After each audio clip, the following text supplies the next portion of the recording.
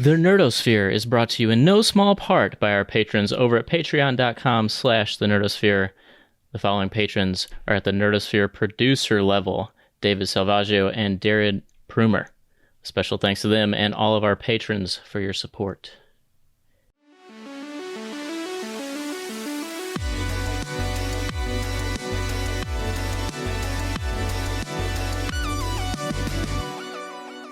Hello and welcome to the Nerdosphere. On this episode, we're going to dive deep into anime and why we think it's dope as fuck.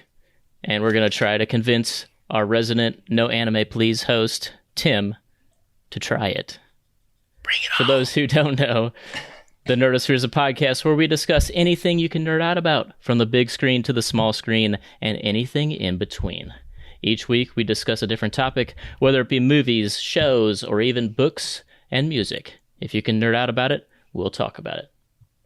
If you like what we do and want to support us, check us out over at patreon.com/thenerdosphere, where you can not only support the show, but get access to perks like submitting questions or comments for the show, access to our book club, trivia, and a patron-exclusive podcast called Nerd Tea, where we discuss things. Like normal things, not nerdy things, and much more. If you're listening on your iPhone, you can help us out right now by scrolling down and giving us a review. This is an easy and quick way to help the podcast. And if you're looking for a good way to support us, we'd appreciate the review. As always, I am one of your hosts, Clayton. I'm joined today by the biggest palate this side of the Mississippi, COVID Bane Corbin. Hey! The claw is law! That's what you always find a way to just like fuck it up, don't you? It's like the two, just slightly too long of a pause. Yep. It's just I thrive on throwing you off. I apologize. I know. It's just one of my little things that I like to do. It comes so naturally too. Yeah. I know. Man, it comes with growing I mean, up. it is natural. He doesn't do it on purpose. He just does it. No, I think he does it on purpose too. I'm also joined, as always, by Mr. Miss Me with all that anime, Tim the Hamilton Stan. New one this week. Now you've thrown me off. What's up, guys? How's it going? Hamilton State. And special guest today to help us tackle this ominous task of getting Tim to try anime. Mm-hmm. We have with us the one and only Dagan Moriarty. Dagan, welcome to the podcast. Oh, it's nice to be here. Thanks so much for having me. You have no idea how hard I'm pinching myself. This is actually happening. I can't tell you how many times I was talking to Clayton and Tim, and I was like, I think Dagan's going to be on the podcast. And they're like, yeah, okay. And then, like, days pass, weeks pass, months pass. And I was like, I think he still wants it. And Clayton was like, I think he's just being nice to you, Corbin. I think we need to let this ship go. And I was like, no, he's got to be on the podcast. I did say that at one point. I was like, Corbin, you know Dagan is like a super nice guy. He probably said, oh, yeah, just being nice. And then when it came down to it and you were like, all right, let's do it. He didn't realize that I'd be like this. Oops. So we're gonna do it. So we right? really appreciate you being on, Dagan. Oh, dude, it's my pleasure. You guys are gonna make me blush. Oh, it's fun. It's fun. I love doing this stuff. I don't get a chance to do it as often as I'd like to. Actually, like just kind of pop onto other people's podcasts. So it's nice to just take the opportunity. Just like put a couple hours aside and just do it. It's fun. Yeah. All the more reason for us to feel honored if he doesn't get a chance to do it that often. He's here with us. Yeah, that's true. I chose wisely. I think you did. I also got to say, like, this is the podcast where I'm going to get my butt kicked, and that's totally okay. But every time you guys talk about it, it's like it almost feels like drugs. You're like, we're going to get Tim to try anime, the gateway drug. Well, I mean, it kind of, right now we're going to ease you in with some good action, and before you know it, you're going to be wearing a tail out of your pants with some ears going beep, beep, beep, beep, beep. Full on furry. Exactly. You'll be watching your lie in April and crying yourself to sleep or something. Yeah, it would be Dave Chappelle. Y'all got any more of that anime? In the corner over there. Well, Corbin, let's jump into it. Let's get to know Dagan for our audience. We know who he is. We're super huge fan. I've followed Colin since his podcast Beyond Days, and then I love Knockback. Now, I did look at my podcast app, and I've been really into audiobooks this year, and I'm like, the last one I listened to was episode 99, so I'm way behind on Knockback. Okay, that's not too bad. That's not bad. I'm a big fan of Knockback.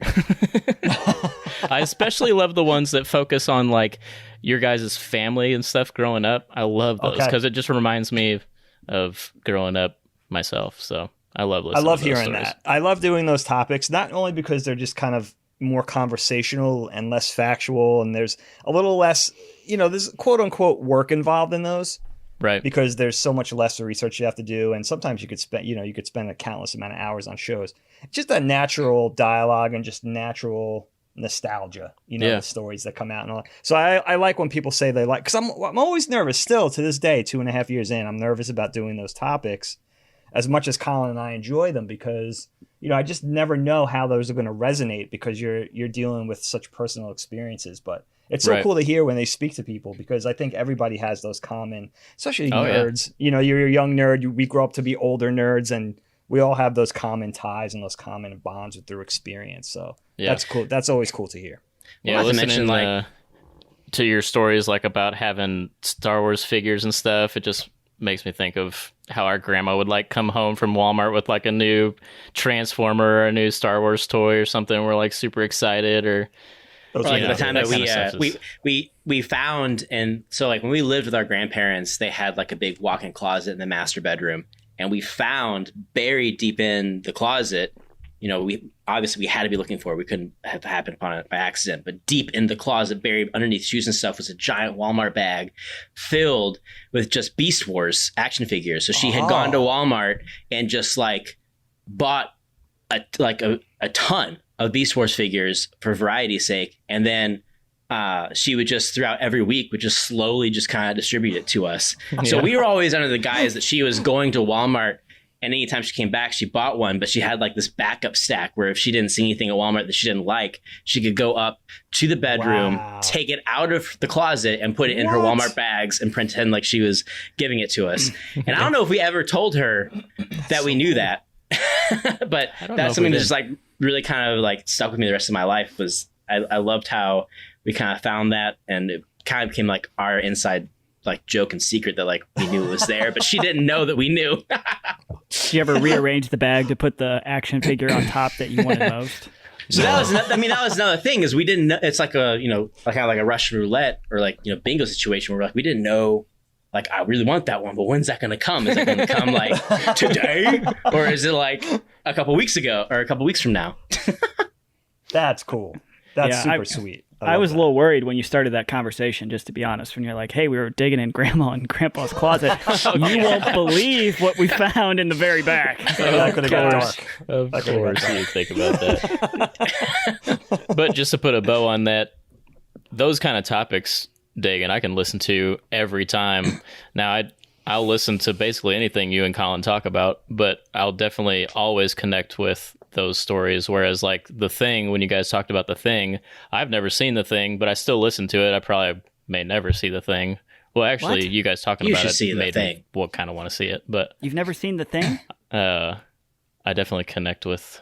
You can always connect with stories about family and nostalgia and stuff. So keep them coming. Keep them coming. Cool. Thank you. Thank you. Yeah. Well, especially because like I think for us, especially my generation may have been the last ones to really kind of experience, that early 90s X Games heavy. Like we went out rollerblading, we were outside all the time. I think that even our younger brother, who's 7 years younger than us, I'm always shocked at the generational differences of what he understands or what he perceives as like normal childhood. So I think that those topics not only resonate for our nostalgia, but anyone who is younger than us probably looks at fondly of like, oh man, what an era to be alive. Like that's so different from what I know. Yes, definitely. Yeah. Well said. Well said.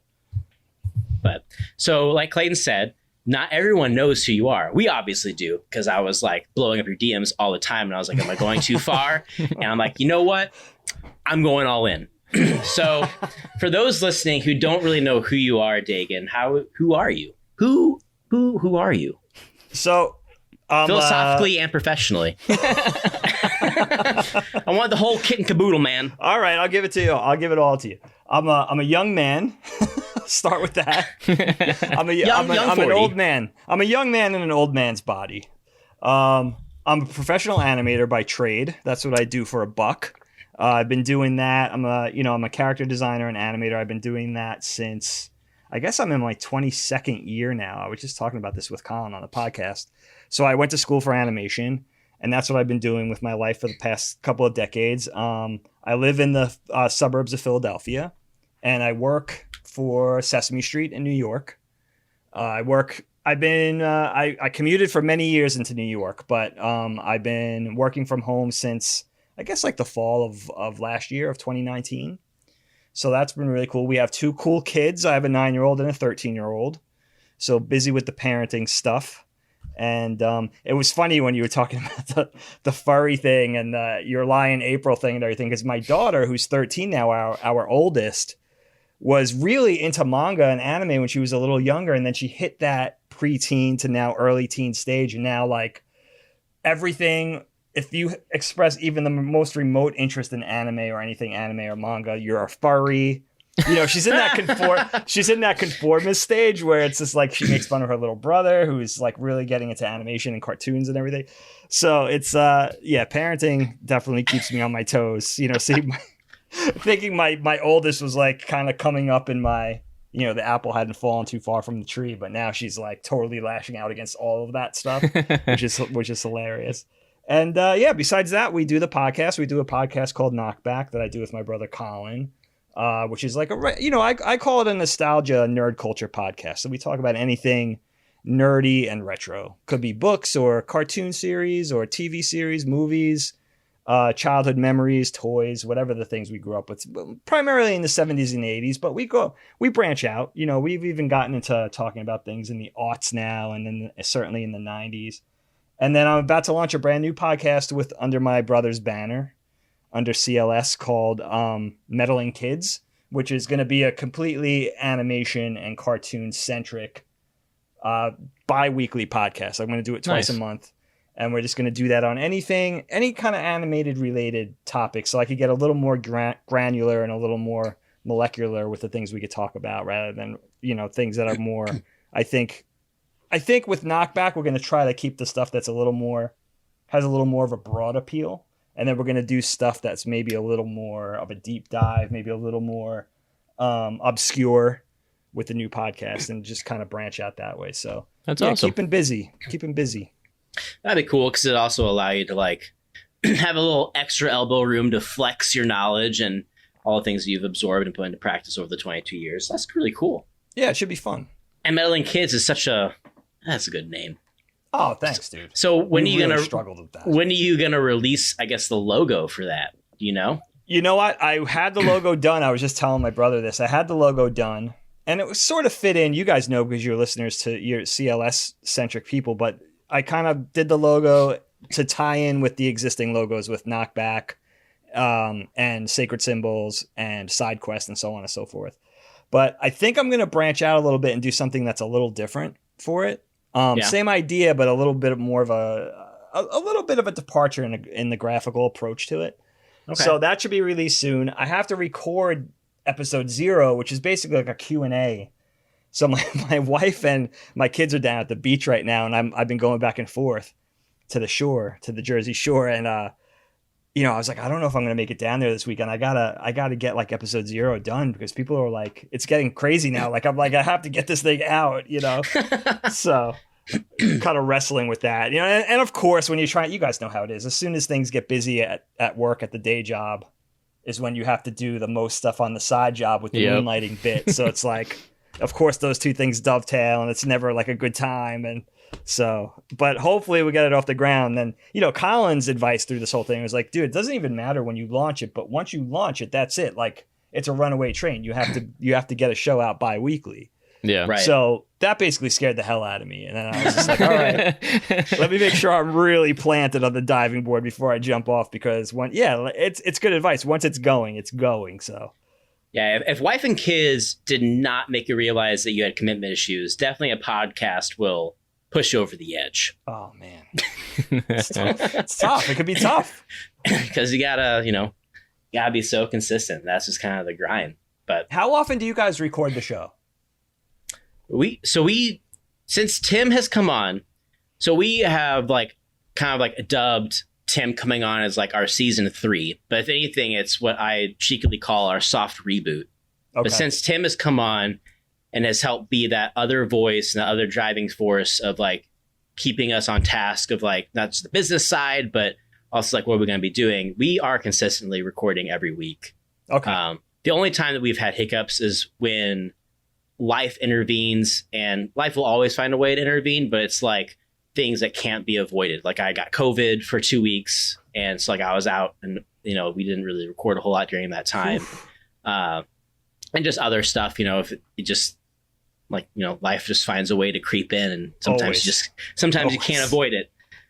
So we definitely record at least once a week. Like Clayton said in the housekeeping, we have a Patreon exclusive show, Nerd Tea, which we record weekly as well. Sometimes we try to wrap that up all in one session so we are optimizing our time together. Yeah.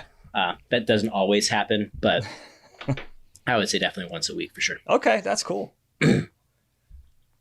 But so Dagan is an animator and a podcaster. So what is your favorite memory of New York City? You said you commuted there a lot from the suburbs of Philadelphia. So back when you were commuting and having to go there on a daily basis, what was like your favorite thing about the city when you went there? You know what? It's funny. Growing up, I'm from Long Island originally, which is like, that's one of the suburbs of New York City. So we grew up out there, and my grandfather owned a hair salon. He was a hairdresser, a beautician, and he owned a hair salon in downtown Manhattan. So I had very early and he used to take me back and forth to the city a lot in the 70s and 80s, not only to work, but back then the circus still existed, and he would take me to things at Madison Square Garden and ball games and all that kind of stuff. So I had very early exposure taking the train back and forth to New York. So it was like a really natural fit. When I graduated from school in Philly, I went to art school in Philly. I moved back. Well, my first job was up in Connecticut for a couple of years, but then I actually got planted back on Long Island and started commuting to New York for work. And that's where I spent the majority of my career, a little bit in LA, a little bit in New England, but mostly I've been in New York. And I would say it's so funny thinking back to commuting, because I used to commute 5 days a week from the Philadelphia suburbs, which is like 100 miles away. So my round trip commute would be anywhere from 5 to 6 hours a day. And I did that for when Helene and I, my wife, when we were dating, and then into our marriage. We didn't have kids until 5 or 6 years into our marriage. And I did that daily for so many years. And it's so funny to think back to being a younger man and just how unproductive I was on the commute. I didn't do anything. I read the newspaper, nothing. I mean, I couldn't have been any less productive on my commute. I could have worked on writing stuff. I could have got, pitch treatments together to bring to animation studios, or work on my own shorts or whatever. But that, in a way, that's actually a fond memory for me too, because it's so much different than my life now with kids and family and how busy it is, and working from home and being in that mindset of having a home office and having to sort of be able to step away from distractions and be able to really develop good habits with just staying on task and stuff like that. So actually the fondest memory is actually those memories, in a way, of doing that commute and being on that grind and having the energy to do that, especially in my 20s, because I couldn't see even doing that anymore. Luckily, the various places that I've worked through the years, once I started to have kids, I started to back off of the commuting and do it part of the time. And my first boss was really good about that. When we had our first daughter, our first child, I was able to kind of back off the commuting and do it 2 to 3 days a week. And it's been almost a constant backing off from that point, where some little blips and blurbs in there where I had to go back and commute full times for short periods of time. But that's really the coolest thing probably for me, is like driving to Jersey, taking the train, and just having warm memories of being able to do that, having the independence to do that. When you're less tethered to a life with kids and getting them to dance and getting them to basketball and baseball and being able to cook dinner and actually help my wife part of the time, which is still, still not a very good balance that we have with that. Thank God I have a patient wife. And, my wife's an illustrator by trade. Oh, really? She backed off of the grind early on in our relationship. Like we were probably dating for 3 or 4 years where she worked for Henson Productions in New York, and she's been through the whole grind of, job to job and the instability of it and everything like that. And she backed off it early on and went back to school for her master's degree so she could teach. And that's what she does. Okay. But I think because she is familiar with the grind and the lifestyle and going to art school and having to, be competitive and send her portfolios out and meet with art directors and the whole thing, she has an exceptional amount of patience with everything, which I think is really, I got lucky. I got really lucky with that. Yeah.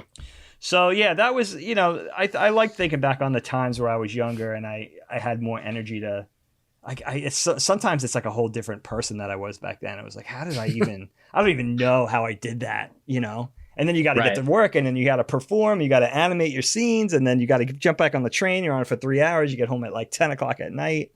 It was just like, someday I'm going to write a book and talk about, because I don't think people would even believe it. Yeah.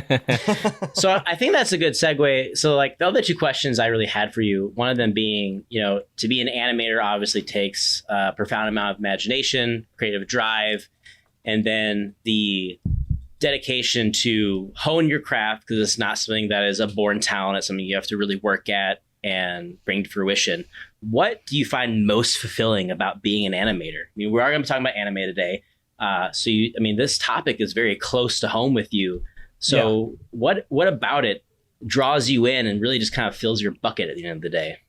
It's a great question, man. It's funny. I really do think, now that I've built up so much experience and developed so many relationships and worked on so many projects over various studios and jobs and worked in different places too, all over the country and in Canada as well. There's definitely a special thing to being an animator. There's a certain component there. I think part of it's a little bit of insanity. I think you have to have that because I was just saying it on a recent podcast. It might've been yesterday, where it's hard sometimes because you're working in like this pocket of 2 seconds or 5 seconds or 10 seconds, whatever scene you're working on. And, you're so molecular in what you're concentrating on. And then you got to pull yourself out of living in that little space, that little 2 second or 5 second space, and then pull yourself out and then be like a functioning human. You have to, in real time, you have to go make dinner for the family or take care of the lawn or, whatever it is, pay bills, whatever it is, be a husband, whatever it is. And you're kind of in that headspace for 8 or 10 hours at a time, and then pulling yourself out of that. I think it just takes a certain type of person. I think it takes patience, a certain amount of patience. I used to joke that all of my patience went to animation. It didn't matter how much patience was required to do a good job on my scene or whatever bit I was working on. And I had it all 110% went into that. And I had no patience for anything else. Like I would get in the car, I'd have enormous road rage. Like it would just be like, it was kind of a shame. But I had all the, I was just tailor made to be an animator. Like I never got impatient with it. I think it takes, it's certain like, I don't know if it's like a certain loose screw that you have or something. I hate to be pejorative about it, but it's like, there's some kind of component, I don't know. It could be OCD, it could be that. I certainly know a lot of people like that, but I think it takes a certain type of passion because, like any job, in order to do a really good job at it, a lot of it is what you bring to the table. You get paid like any other job for an 8-hour day, but animators very rarely work an 8-hour day. And it's their personal, sort of passion and their personal sort of drive that brings, they lend to the project. A lot of that is off the books, is after hours and all that kind of stuff. So I think it takes a certain type of, and it's funny, I think a lot of people come into commercial art and there's like, I don't care if I'm a graphic designer or a comic book artist or a cartoonist or an animator. They sort of lump all those professions in together. Yeah. And if those people fall into animation, I think they quickly realize like, okay, no, animation is not like everything else. Animation is extremely labor intensive. There's a lot of time involved. It's 60-hour work weeks. It's not the same thing as being a graphic designer or a web designer. And I'm not casting aspersions on those professions. Right, no. Those are valuable professions, but it just takes a certain thing to be an animator and stay there. And it's so funny, like the guy, I've seen so many people, I would have never wrote it like this in art school or thought it would be like this, but for the few people that get to do it, because it's so specialized and competitive, there's not, if you think about animation as a profession, there's not that many jobs. And it's not just with the advent of overseas animation and outsourcing to the Philippines and all the things that started kicking off in the 70s, but there's just not that much work. So it's extreme. As soon as you graduate from school, if you don't have that level of tenacity, you're never going to make it as an animator, Right. And that drive. So, it's so funny to see the people fall away from it over the years, and the people, the guys and gals that I still do it with, that I sort of broke into the profession with in the late 90s, that are still doing it. I just really tip my cap to them, because they've been through it all. They've been, not only is it hard work and you have to stay competitive and you always have to compete with the younger guys and girls coming up that don't have kids yet, that could spend a 16-hour day animating a scene, where it's Right. like, for me, that's a lot harder to do because I have other responsibilities. Mm-hmm. So you have all those things where you have to stay talented. You have to keep your skill set up, and you have to compete for jobs. There's a real lack of stability. You kind of bounce from project to project. So I just think it takes a certain type of person in animation. We're really lucky because we work with people that really love it. Because if you didn't love it, you would never stay doing it. It'd be way too difficult. It doesn't pay dividends. It's not, we do fine, but it's not the highest paying profession in the world. We don't get paid like brain surgeons. So Right. it's that sort of thing where it's just like, I always look at animation as like a blessing and a curse. I always knew I was going to do it from a very young age. And it's so funny, like my wife's worst fear is, she's supportive of me, but her worst fear is now my son, my 9-year-old, developing such a passion for drawing and cartoons, and that's all he wants to do. And she's like, oh shit. Like he's not supposed to go down this path. We know how hard it is. You promised me that he wouldn't, We want you better. He would be an engineer, Right. And I gotta say, there's part of me that kind of feels the same way. It's like, yeah, I don't know if I want. What if he meets somebody who's not as patient? What if he has a spouse that's not as patient? What if I always tell him, like, with Helene and I, we wanted to stay on the East Coast. We wanted to be closer to our families. And there was always that thing of like, that was always going to play out. It wasn't going to play out in our favor because we weren't as mobile. I couldn't just Right. move to Toronto or move to LA, that we were going to stay kind of planted where we were. But, I always tell my son, I say, you know what, if you're going to do this, if you want to do this, I plant the seeds early and say, you have to be flexible. If you need to go to London or if you need to go to LA, if this is what you want to do and you're passionate about it, you have to go where the work is. Right. Don't do what daddy did. And it's much harder when I have to be confined to New York, because it's New York and LA with a couple of things in between, but that's really where the work is. Right. So yeah.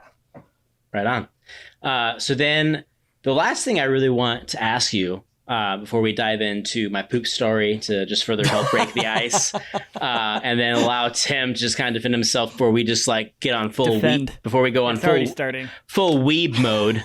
I'm a big proponent in trying to air out my dirty laundry, in the sense of if there's streak marks on the underwear, I'm going to show it to the audience. So do you Dagan, have an embarrassing story that you want to tell on the podcast right now to help humanize this whole experience and to help take this glow away from me, because I'm just like mouth agape the whole time you're talking, and I just need to see you as a person instead of like Dagan Moriarty, who's on our fucking podcast right now. That's so funny that you bring this up, because we did what was the topic Colin and I recorded last night? It was one of his topics that he created, and it was the things that we wish we knew as kids, which I think just came out today for the Patreon supporters. And we talked about early in the episode that these were going to be cringy moments. And I said, you know what? The cringy, embarrassing childhood story thing is a whole separate topic, I think. So it's funny that you ask about this. But I honestly think, and I don't mean to get too serious, but I think really, if I'm being really honest and airing my dirty laundry, and it's one reason why I'm very different than my brother in talking about publicly, like on the podcast and such, or on my Twitter feed or whatever, and talking about politics and anything too personal, because I got in a really bad fight with some of my family members. Oh God, I was younger. I was probably in my late 20s. and we got in a really bad fight over politics. And I got in an argument with the more conservative people, some of the conservative people in my family, and it was ugly. You know, it was really ugly, and I just took I took exception to it, whatever they were saying, and it was like this big brouhaha, and it was in my house, and they left, and it was just really, it was a bad look for me. I just lost my shit. You know, I just snapped, and we got into this argument, and I was very out of character, and I just realized, like, it just taught me to be not only to be more discreet, but just to also be more respectful of people's opinions, and just realizing, like, when I was growing up, my mom and dad in our household, I don't know if Colin ever talks about this, but my mom was a Democrat and my dad was a Republican. My dad's very socially liberal, but he's a very fiscally conservative man. He still is. You know, he has very fiscally conservative views, and so it was like really, they always used to call themselves Bert and Ernie because my dad was so conservative and sort of like a curmudgeon, and my mom was much more lighthearted and funny and like this liberal, and they had this real Bert and Ernie dynamic in their family. And it's funny that I acted out that way because they certainly didn't teach me that. You know, they taught me to be respectful. So that was probably my most embarrassing thing, where it was like I blew up. It was a bad look. People left, you know, people were uncomfortable in my home, and it was just really a shitty. I'll never forget it. And it's one of those things I tell my kids. It's like, it's okay if you make a mistake. Just don't make that same mistake twice. You know, learn from your mistakes, and just, if you err, just move on. You know what I mean? Just correct it and move on. So that's probably the most embarrassed I've ever been, because as soon as that happened and they left and everybody was in a huff, and I put my wife in a really awkward situation because it was, you know, some people in her family that I really loved, by the way. It was just like a whole thing where I just like that. I still cringe thinking back to how badly I acted. So, and I would never go down that path again. And I think it's funny because I really think it sculpted how I am, or my persona doing the podcast and stuff like that, where it's just like, I'm really hesitant to even go down that. Not only because Colin and I have dissimilar views politically and stuff like that, because we are very different politically, but that's a perfect example. You know, we have that respect where, you know, we love each other regardless. It doesn't matter if we agree on that kind of stuff. So yeah, that's one of the all-time most embarrassing things for me. Honestly, that's like incredibly relatable, you know, especially for, like, nowadays, right? I would say probably at least the last 10 years, especially when things have just been ramped up, it's become so much harder to talk openly and remove emotion from those conversations. I know that I personally can say that, like, me knowing that I can be a short fuse at times, I have to just like literally bite my tongue or the corner of my mouth if I'm around certain family members, around certain topics. But it is also such a nice reprieve when you're around someone that you have a rapport with, and you can just like shoot the shit and talk. And at the end of the day, you don't think differently of each other. You're just expressing ideas. Right. But yeah, but how you execute those feelings and lean into emotion sometimes can just really kind of run out of control.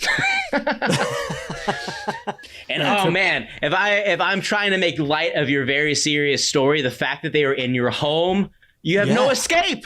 They're there.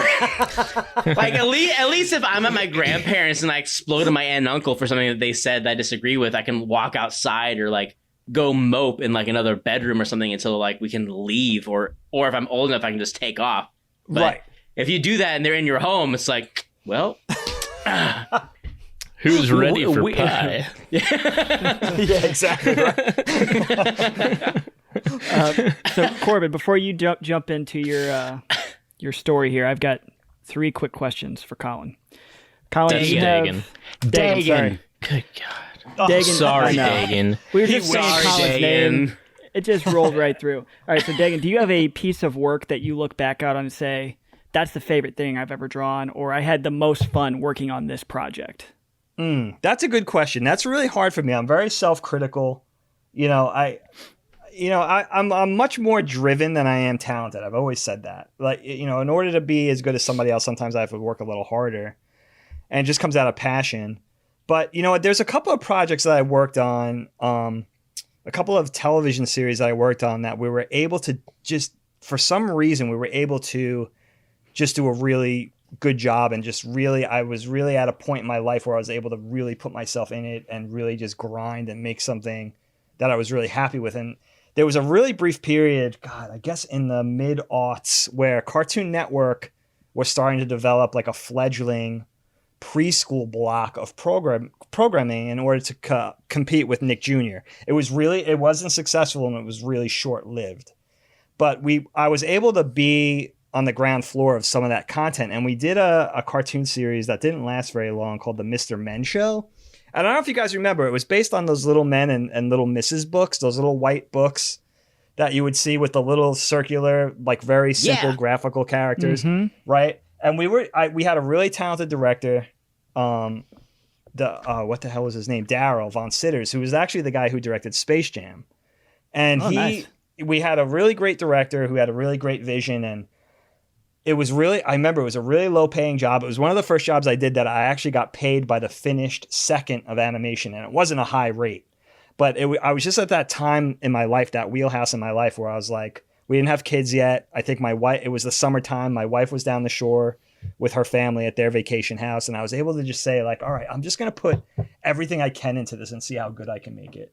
And I still look back on it, and I'm like, wow, like you were really, I used to make little notes on Post-it notes. Every scene I started, like, all right, let me see what I could get into this scene. What kind of timing can I do? What kind of thing can I do that I didn't do last time? How can I make this pop? And that was one of the things where I was like, I was actually able to pursue the vision that I had instead of being constrained by the budget or how much time we had, which is very typical of animation. It's like cutting your cloth to the resources that you have. You know, it's like, sure, I know you want to make it look beautiful, but you have 2 weeks to do these 10 scenes. That's it. You know what I mean? Or you're fired type of thing. So that was one of those things where it was like really cool, the Mr. Men Show. And then we did another short-lived animated series for a cartoon studio that I used to work with up in Canada. I used to work remotely for them. I don't know if you guys remember, it was called Skunk Fu, and it was on WB. It was on the Warner Brothers. It was a Warner Brothers cartoon, really short-lived, sort of in the same vein as like a Kung Fu Panda, but it was hand-drawn. And it was all, sort of a hybrid between Kung Fu Panda and maybe the Ninja Turtles. And it was one of those things where I got to work on a cartoon that was much more dynamic, and there was fight scenes, and it wasn't a preschool show.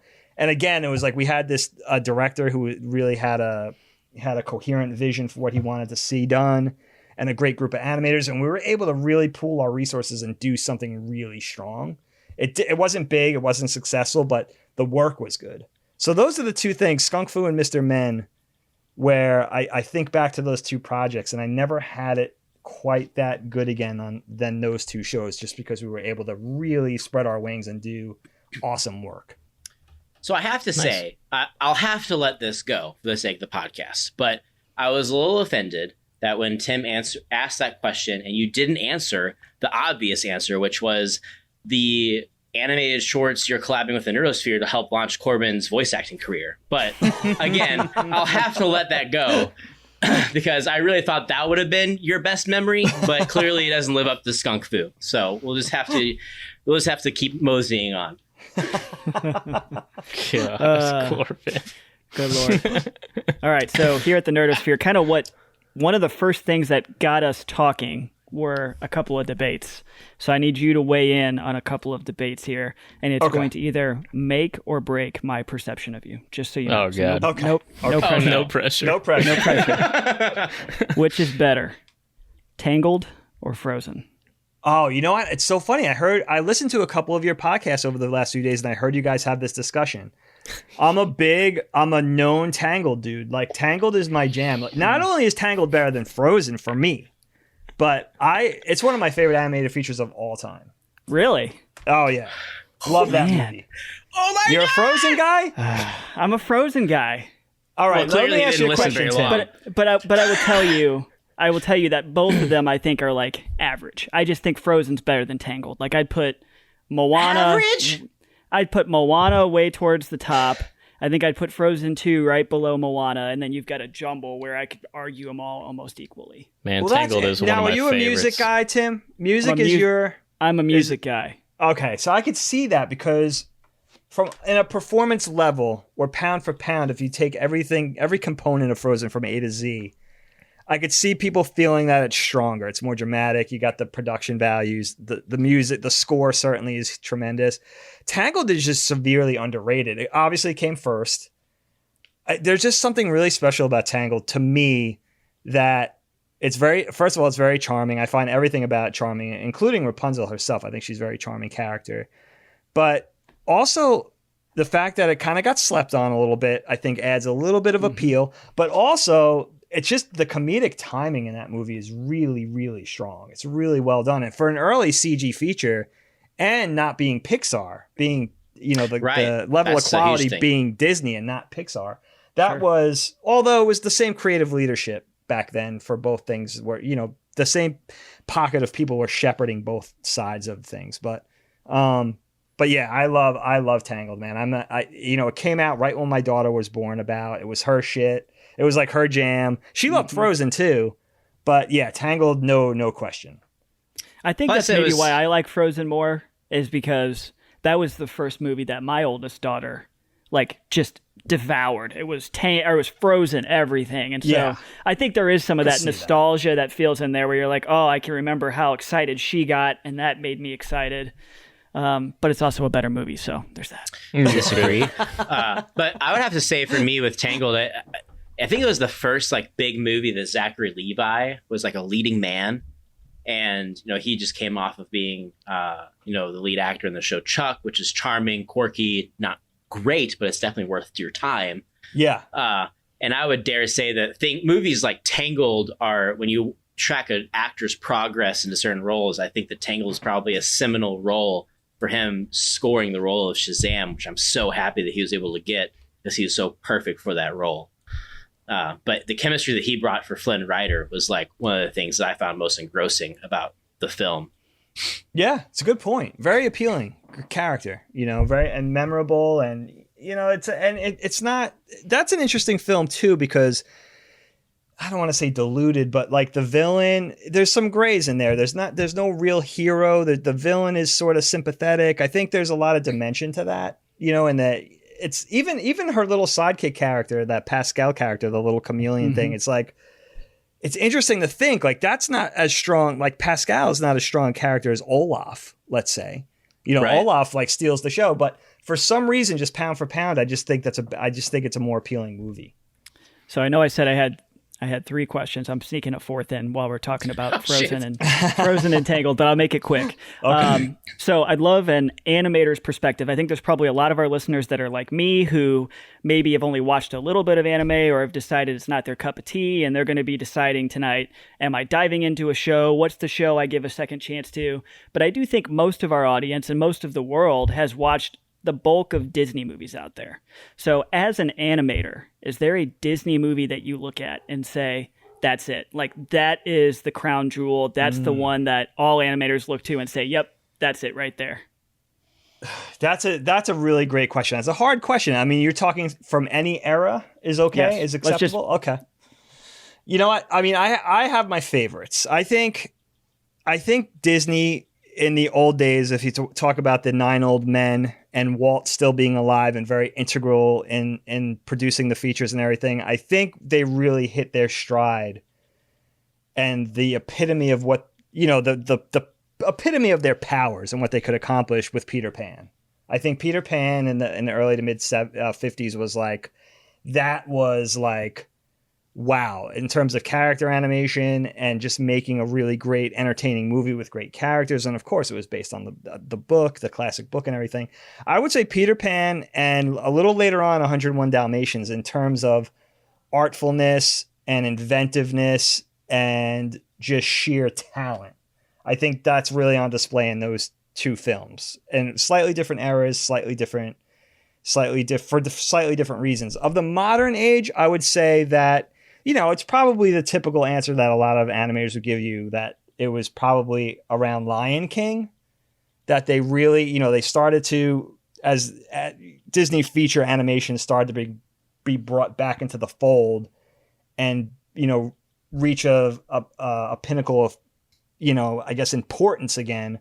Little Mermaid and Beauty and the Beast were sort of practicing, and then by the time they got to Aladdin and Lion King, they were really honing their craft. And I would say that lasted until like Tarzan or a little bit after, where it was like, wow, these guys are really, in terms of traditional hand-drawn animation, like Glenn Keane and Andreas Deja and Ken Duncan and all these guys were just coming to it was amazing what they were able to do. As a young animator, looking at that was like intimidating. It was like, wow, how did they even reach? I know these guys started in the 60s and 70s, but how did they reach this, this sort of, how did their capabilities and their skills and their talents grow to such enormous degrees? It was almost like magical.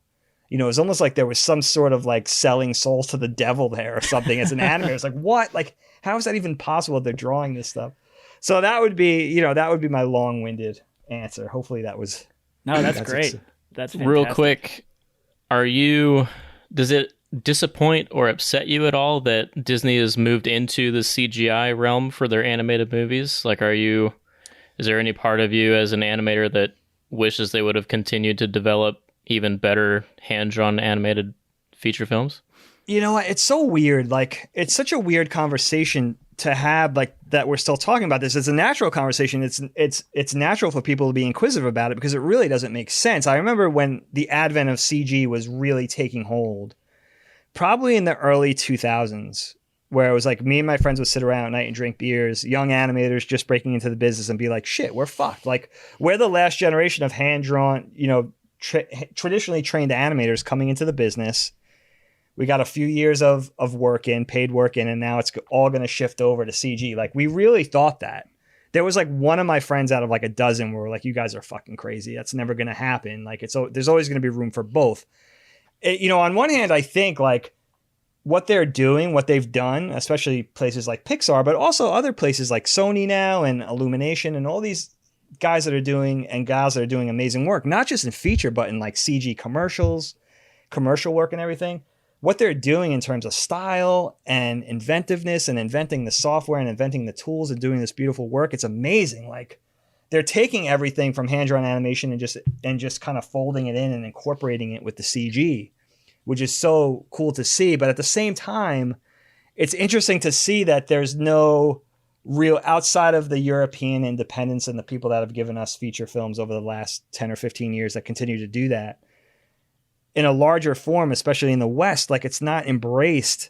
And I think John Lasseter was fixing to do that at Pixar before he sort of got embroiled in all the controversy and was basically booted out.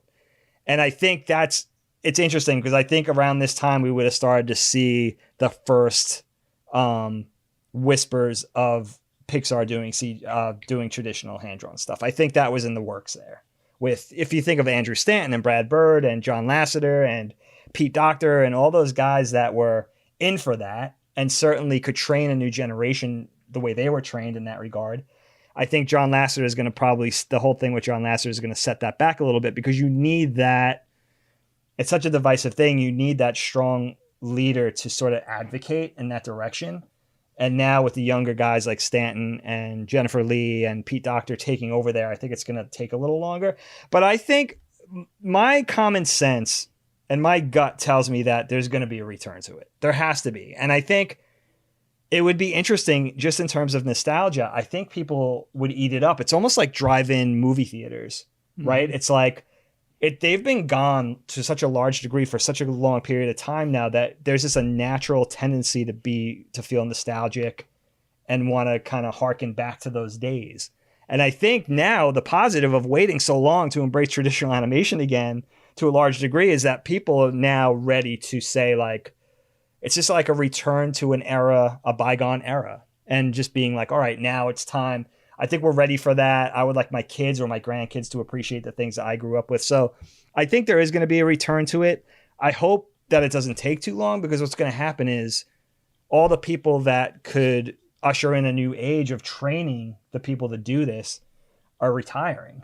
Yeah. So you have to get people my age and, maybe 10 years older, like anybody from their mid 40s to like mid to late 60s now that are fixing to retire.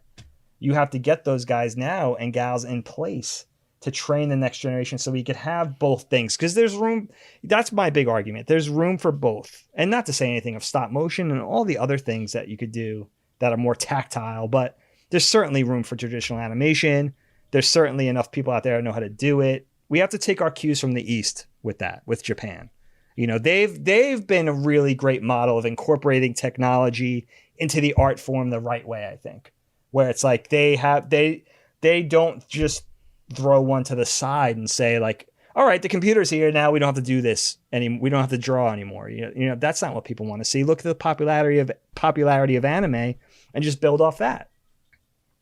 So I feel like I have a piggyback question that organically kind of came in my head before we go back to Tim's list of questions, which is, do you have much an opinion on when blatant CG animation is brought into traditional type animation? The best example I have is honestly like Ghost in the Shell standalone complex. Looks like, you know, a hand-drawn anime or whatever, but the Tamagotchis, I think what they're called, the blue robots, like they are clearly computer CG. And I've noticed that, I mean, obviously everyone is an artist on the projects and stuff, and they probably take pride in what they do. But as a casual viewer, sometimes when I see an anime or a cartoon lean into a scene change where that's obvious, it almost seems like lazy, because maybe it's easier to do. And I know that a lot of animation now is done through digital art and stuff through the computer. But do you have much an opinion on, like, is that kind of a cop-out? Or is it more just the art direction just didn't meld well enough? Like maybe it happens more often than I realize, and they do a better job at blending the two elements. Right. Or because when it happens, it's almost world breaking for me, where like I'm totally bought into this animated world, but then I see an action sequence that's so clearly like, oh, that truck wasn't like hand drawn. That was like done on a computer screen. And it kind of takes me out of them for a moment. I can almost understand that. Almost like an uncanny alley moment of a live action film with a poorly done CG character. Right. But I didn't know if you had much of an opinion on how that is, or if it, like I said, maybe it's gotten better to the point where I don't even notice it.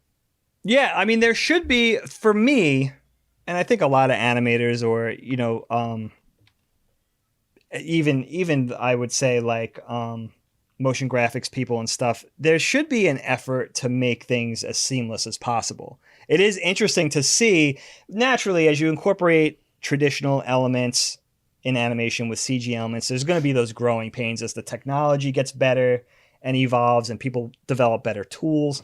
And it's so funny to see those growing pains, even back from the 60s. Talk about 101 Dalmatians again. Like there were sequences with Cruella de Vil's car where they had actually a sculpture of that car. They made actually a maquette, like a proper model of that car, and filmed it in live action, only to rotoscope it because, you know, that's a 3D object that's really hard to animate in a hand-drawn way. So the fact that they could trace it, those early tools of incorporating 3D and watching that sort of thing evolve over time is interesting. I think that you can't force it. You know, I think there has to be a natural, a lot of times it's budgetary, like in a Gundam cartoon, you could do a traditional approach to the character sitting in the cockpit, but when you have the wide shot of the robot, it's more cost effective now, and it makes more sense to model that mech in CG because not only is it cheaper, it could look better if you use the right tools, and there's things that you could do with ray tracing and doing certain, sort of melding those two things together, like you said, to make it appear like they coexist in the same universe.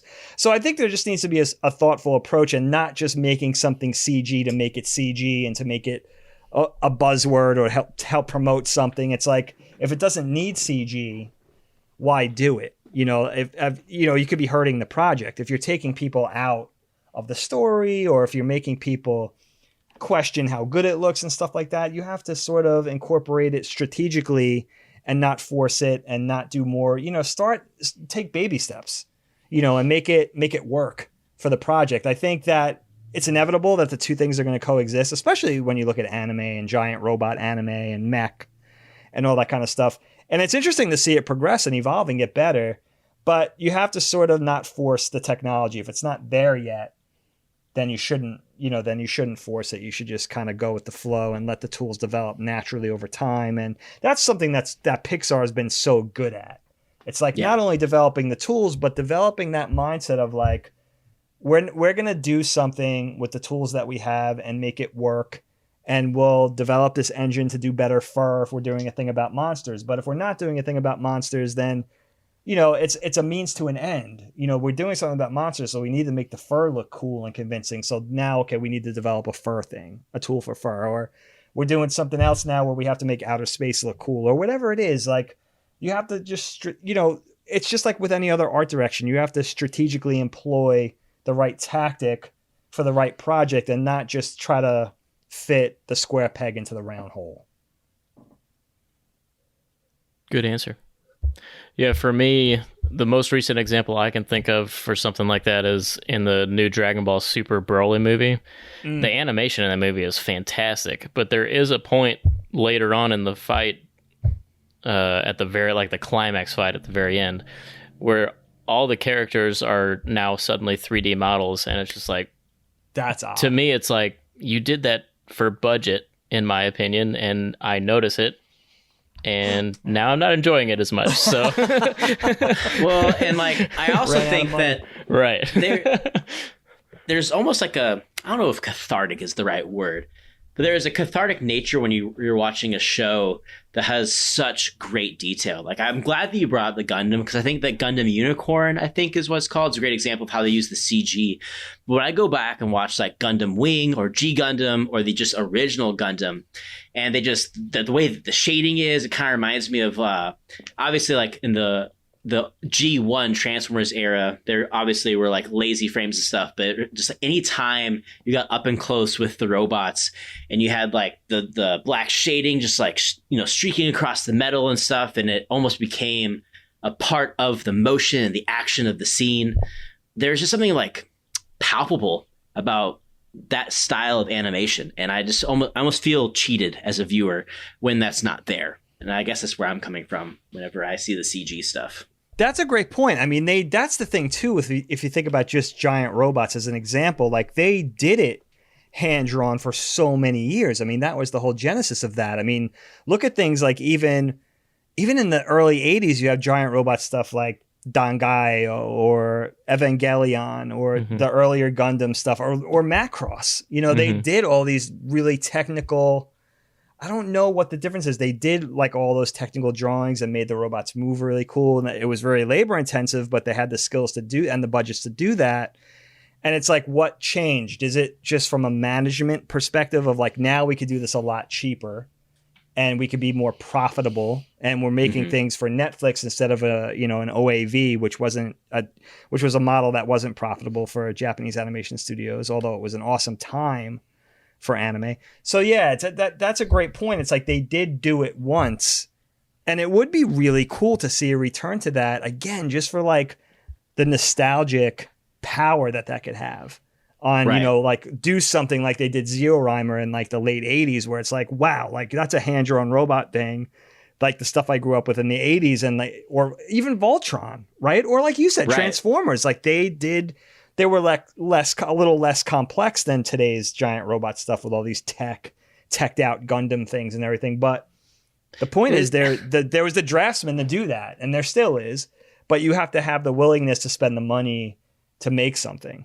Like honestly, for me, it's like putting in like Battle of the Planets or Robotech, and this is not an anime example, but like even SWAT Cats, it's almost like listening to an album on vinyl than listening to it digitally. And I don't know, I don't know of any other like better way to describe that as far as like the sensation you get when you watch that style of animation, but you just connect to it in a different way. Absolutely. It was hand drawn. A lot of it was painted on cells before the advent of digital coloring, you know, and, you know, hand drawn, hand inked. It might have been animated. They might have done the storyboards and the pre-production and the keyframing and stuff in the States, for example, and then shipped it to the Philippines or Korea to get animated. But you still had that traditional process in place. There was an overseas manager overseeing the studio in the Philippines or China or South Korea, or later on Japan, when Japan got a little more cost effective. But yeah, it's just harkening back to a different feel. I think there is a warm and fuzzy thing there. It was more tactile. Even the stuff I work on now for Sesame Street, we have a very hand-drawn 2D process, but it's all done. Essentially, it's all done in the computer. Even when we're drawing on our our Cintiq monitors, there's no paper involved.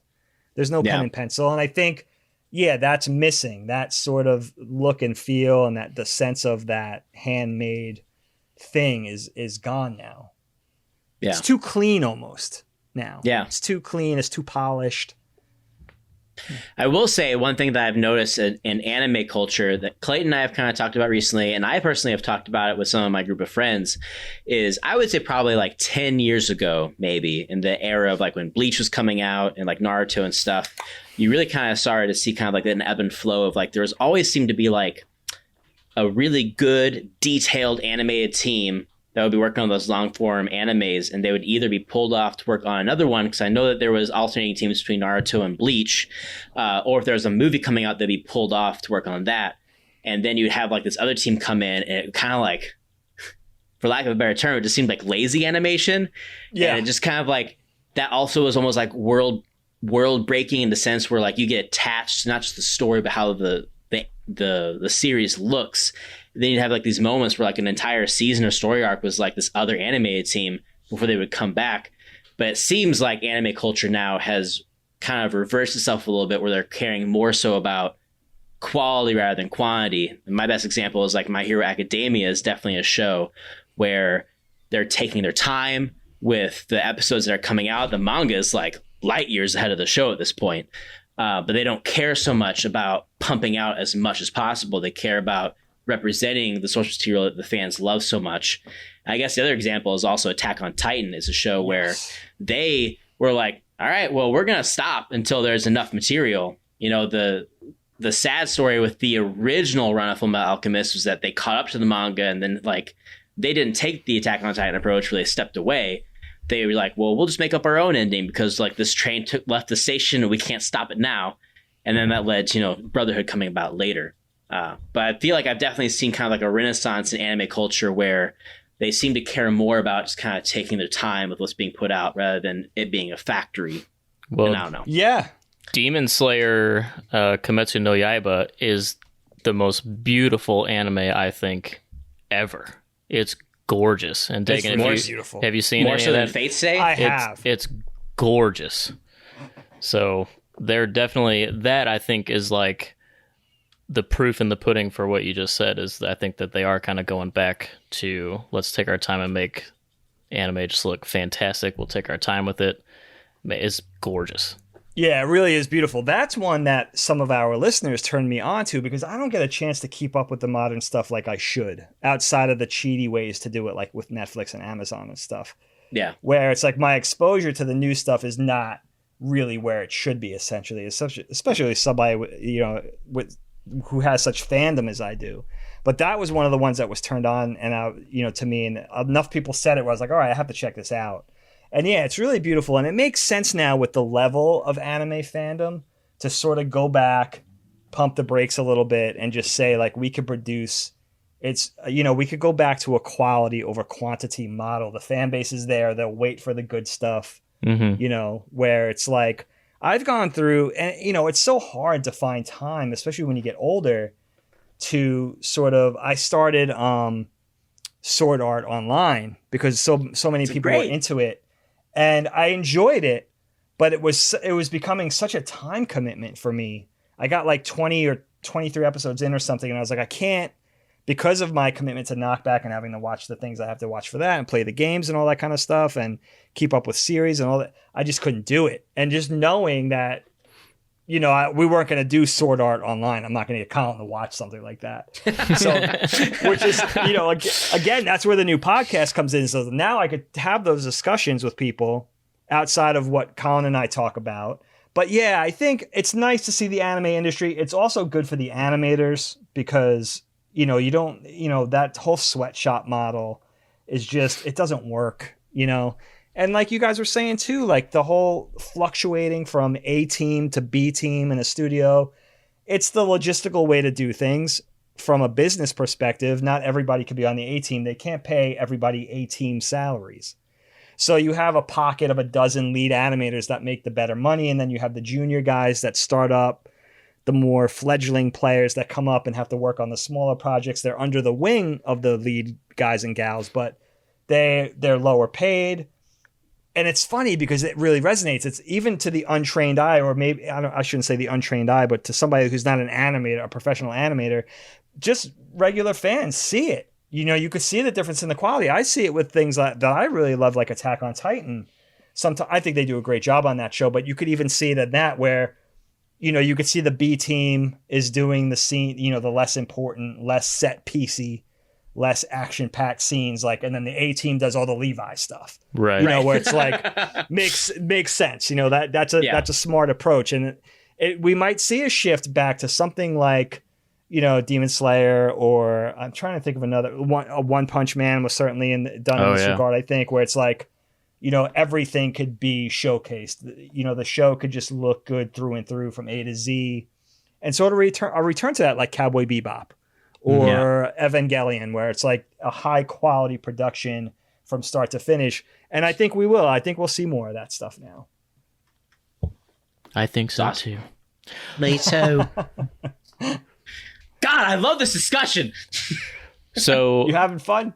Yeah. Time check. Time check. We got 40 minutes left. So let's probably shift. This has been a great conversation, but let's shift. Let's Corbin, I don't know how you want to handle it, but do you want to start with getting Tim's kind of... I would say, yeah. Well, I'll flush the poop story till next time. So Dagan will have to just listen to the next episode to hear it, because it was a great one. I purposely holstered this one for this episode to try to break the ice, but the conversation is flowing just fine. We don't need a poop story to bring all right, this all if you're together. sure. And you know what, guys, too, like if you guys need to go a little long, for me, it's fine. I don't know what you guys probably, you know, you guys probably have a certain time length that you like to cut your tail. We're trying to respect your time at the end of the day, Dagan. I could go a little long. I'm all right. Family's not here. I could take a break from animating for a little while. My carpal tunnel will appreciate it.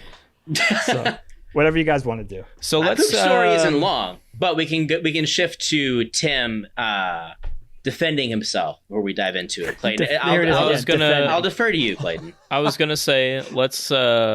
What Dagan had mentioned a few things that he would like to hear from Tim before we jump into how we're going to convert him to becoming an anime stan.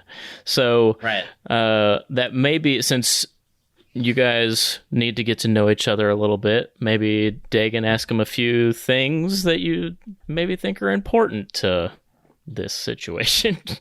Yeah, you know what, Tim? You know where I want to start with? It reminds me of my friend Joe, who I kind of broke into the animation business with up in Connecticut many years ago in the late 90s. And we still work together we've worked together many times throughout our careers, and we work together at Sesame right now. He's my lead animator actually on the project I'm working on. Super talented guy.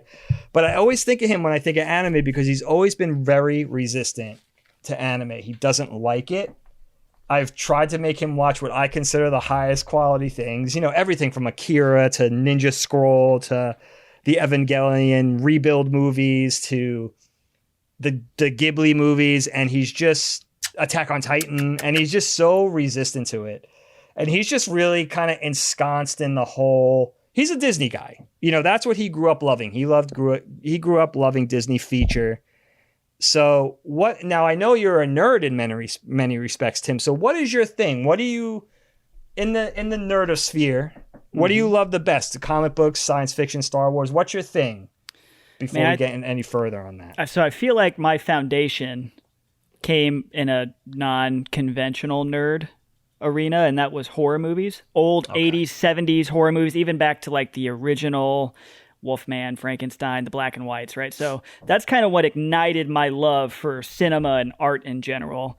I think I lean more heavily towards music, and like most nerds, I've been pretty heavily involved in MCU. So loving everything in the MCU.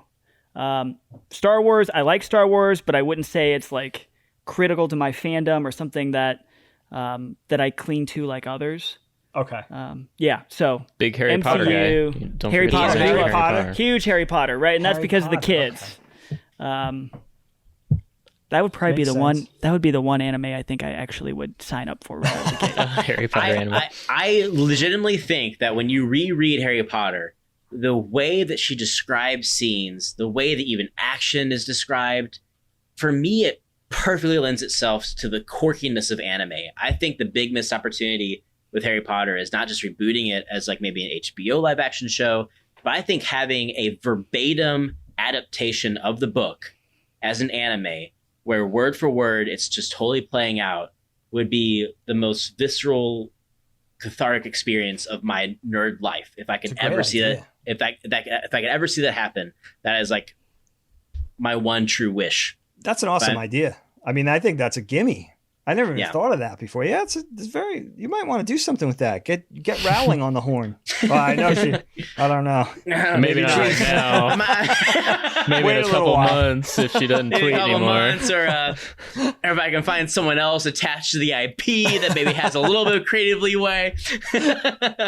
Maybe Radcliffe. Get Daniel. Yeah, there you go. Maybe through him. There you go. Yeah. Seems pretty cool. Seems like a cool dude. So growing up, grew up in primarily the 90s. I was big into cartoons, right? Okay. Anime just never struck me. So my Saturday morning was Teenage Mutant Ninja Turtles, the Ghostbusters cartoon, Beetlejuice, like some of the classic cartoons of the early 90s I was super involved in. But then as I grew up, cartoons kind of went away. I still will watch some of the animated comedy cartoons, right? So like I still watch South Park. South Park cracks me up.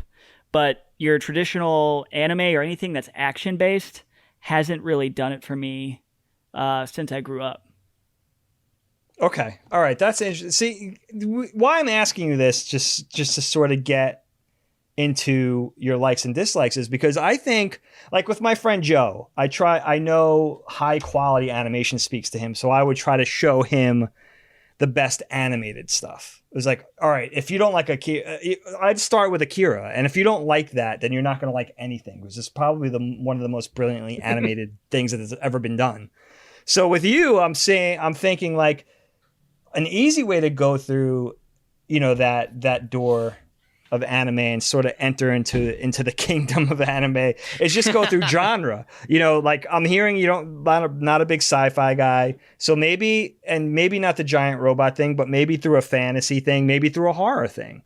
Like I'm thinking something really accessible. Now, are you a gamer? You're a big gamer too, or no, Tim?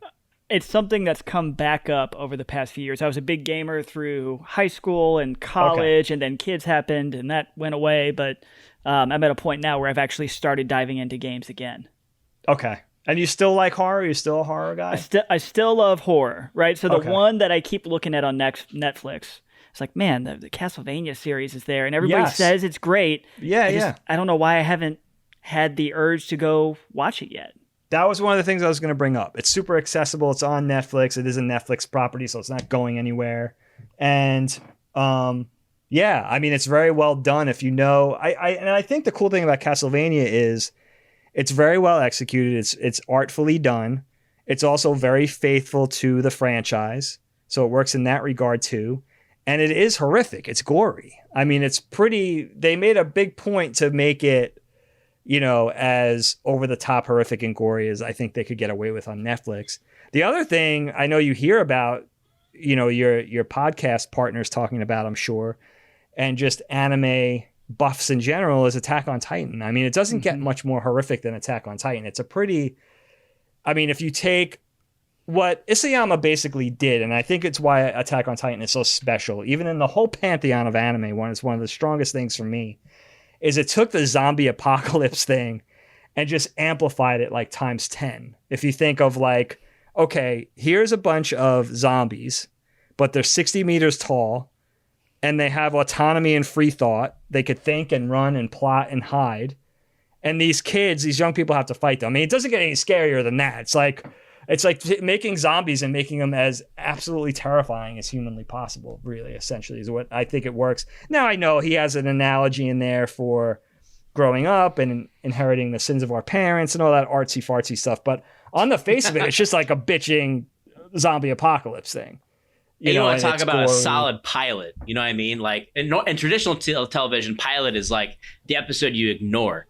But Attack on Titan is one of the rare shows where the pilot episode's like, your jaw hits the ground. You're like, so good. Whoa. And you're basically, it's the incline of a roller coaster. And the rest of the show is just a drop. You're just like, your stomach just like lifts up. It's great. I mean, it's so anxiety inducing that Colin, my brother had to stop watching it, I think, late in the first, because we were going to do it. We will eventually cover it on Knockback, because it's one of those topics that has that sort of broad appeal that we could do on that show. So it's kind of special in that regard. But, Right. he had to stop watching it because it was just like, but it's one of those things, again, where it's so strong from a storytelling perspective. And it's just so special that my wife, who's not a nerd by any means, like even watched it with me in the first season. So that's certainly a way for you to go too, is that I'm trying to think of like the anime approximation or surrogate of Harry Potter, but I don't know. Can you guys think of one that's sort of has those motifs? Or if I were, for me personally, if I don't know if I can find, to use your phrasing, a pound for pound choice, but knowing Tim, there's a reason why I specifically put these films in like our like flimsy bone structure of the show. Is what got Tim into Harry Potter is bonding about Harry Potter with his daughters. So he didn't grow up reading the books. Okay. He was a little bit older when they came out, and he only casually watched the films, not even all of them as they were coming out. So it was like background noise for him. It wasn't until he had kids that they started diving into it, and they became all in Harry Potter fans. And so, as an anime fan, I'm like, the best bonding agent as far as anime is concerned that you can have with your kids is the Hayao Miyazaki films. The Studio Ghibli films are phenomenal, and they, they're obviously beloved by people in the anime community, but it's broken into the wider Western audience rather successfully. And I think it's because at the end of the day, the elements that's in the story is a throwback to kind of a whimsical fairy tale element. There's also some sort of not morality, but there's something to be learned at the end of the story, and it's just diving into this very innocent world. My two favorite films from his studio is My Neighbor Totoro and Howl's Moving Castle. Both are like phenomenally animated, but they're just like feel good shows. Like if I'm feeling down and I don't necessarily want to watch a show, like I'll put in My Neighbor Totoro and I'll just zone out and feel happy for an hour and a half. Yeah. It's a great answer. That's the gateway to anime for a lot of people over the last 20 years, especially with John Lasseter and Pixar bringing over things and doing the Disney dubs and introducing them to people. And yeah, I think that's a really great way to go. And in terms of accessibility, especially if you're a dad or a parent, sitting down and watching them with your kids, like you said, exactly. Like it's really accessible. And, they're not. What's really cool about the Ghibli films is that they don't talk down to kids. There is the whimsy there. They could be a little scary and a little surreal. They almost kind of feel like the things we grew up in the 80s that maybe we weren't supposed to watch, that we challenged ourselves with. Maybe we watched Poltergeist a little too early, like me, or, it has those elements in there that could be a little scary, a little off-putting for kids that I think is largely missing from a lot of kids' content nowadays, but in a good way. And I think that, it's almost like a kid watching Jurassic Park for the first time. It's going to be a little scary, but it's interesting enough and special enough in order for them to endure that. So yeah, the Ghibli films. Are you familiar with any of those, Tim? Have you watched any of them? Okay. No, I've heard you talk about My Neighbor. What is it? My Neighbor Totoro. Totoro. Yeah. Totoro. I've heard you talk about it. I would also those say also wouldn't be a huge time commitment, Tim. They're short. Like jumping into a show that's 64 episodes long, maybe that's not as enticing. But yeah, another thing that I'll movie. say, and it's a perception, and I'm positive it's a wrong perception, but it's a perception that I've carried my whole life, is a lot of animes have long seasons and they are filled with throwaway episodes where very little happens to actually advance the story. I mean, that's right, true. And that's something that I saw. And like when I was in middle school and my mom babysat and kids would turn on Pokemon or Dragon Ball Z, I would sit there and I'm out of context because they've been watching this show for years, but I'm like, nothing happened in the last 3 episodes we watched. What's the point? It feels like time filler. And I'm at a point in my life where I'm like, man, I don't have time for shows that are, 75% fluff and 25% meat and bones. I think going hand in hand with talking about going back to quality animation, anime, especially modern anime, has gone back to like no more filler. Like My Hero Academia there's like no filler basically in that show. Demon Where Slayer Bleach used to be like a full season. Right. Bleach Right. would go hundreds of episodes, it seemed like, with filler. Or Inuyasha, which, the original series went on for like 400 episodes. A good chunk of that is filler. You couldn't even do it. Right. Yeah, But there's a lot of good modern anime that's either the traditional 24 episodes or 23 episodes, just a singular story, or it's broken up into a nice season structure and there's no filler anymore. So I wouldn't let that affect your overall opinion, because I don't think that any of us here would suggest that as your entry point. Like maybe down the road, if you get like super into it and you're like, hey, maybe I will tackle Dragon Ball Z and pull up a list of filler episodes so I can skip through and watch everything that matters or something. Right. But I'll also say, like, to go back to the Studio Ghibli films, because I think that's a great opportunity for family bonding. The Studio Ghibli movies always, more times than not, tend on leaning on a female protagonist and her overcoming,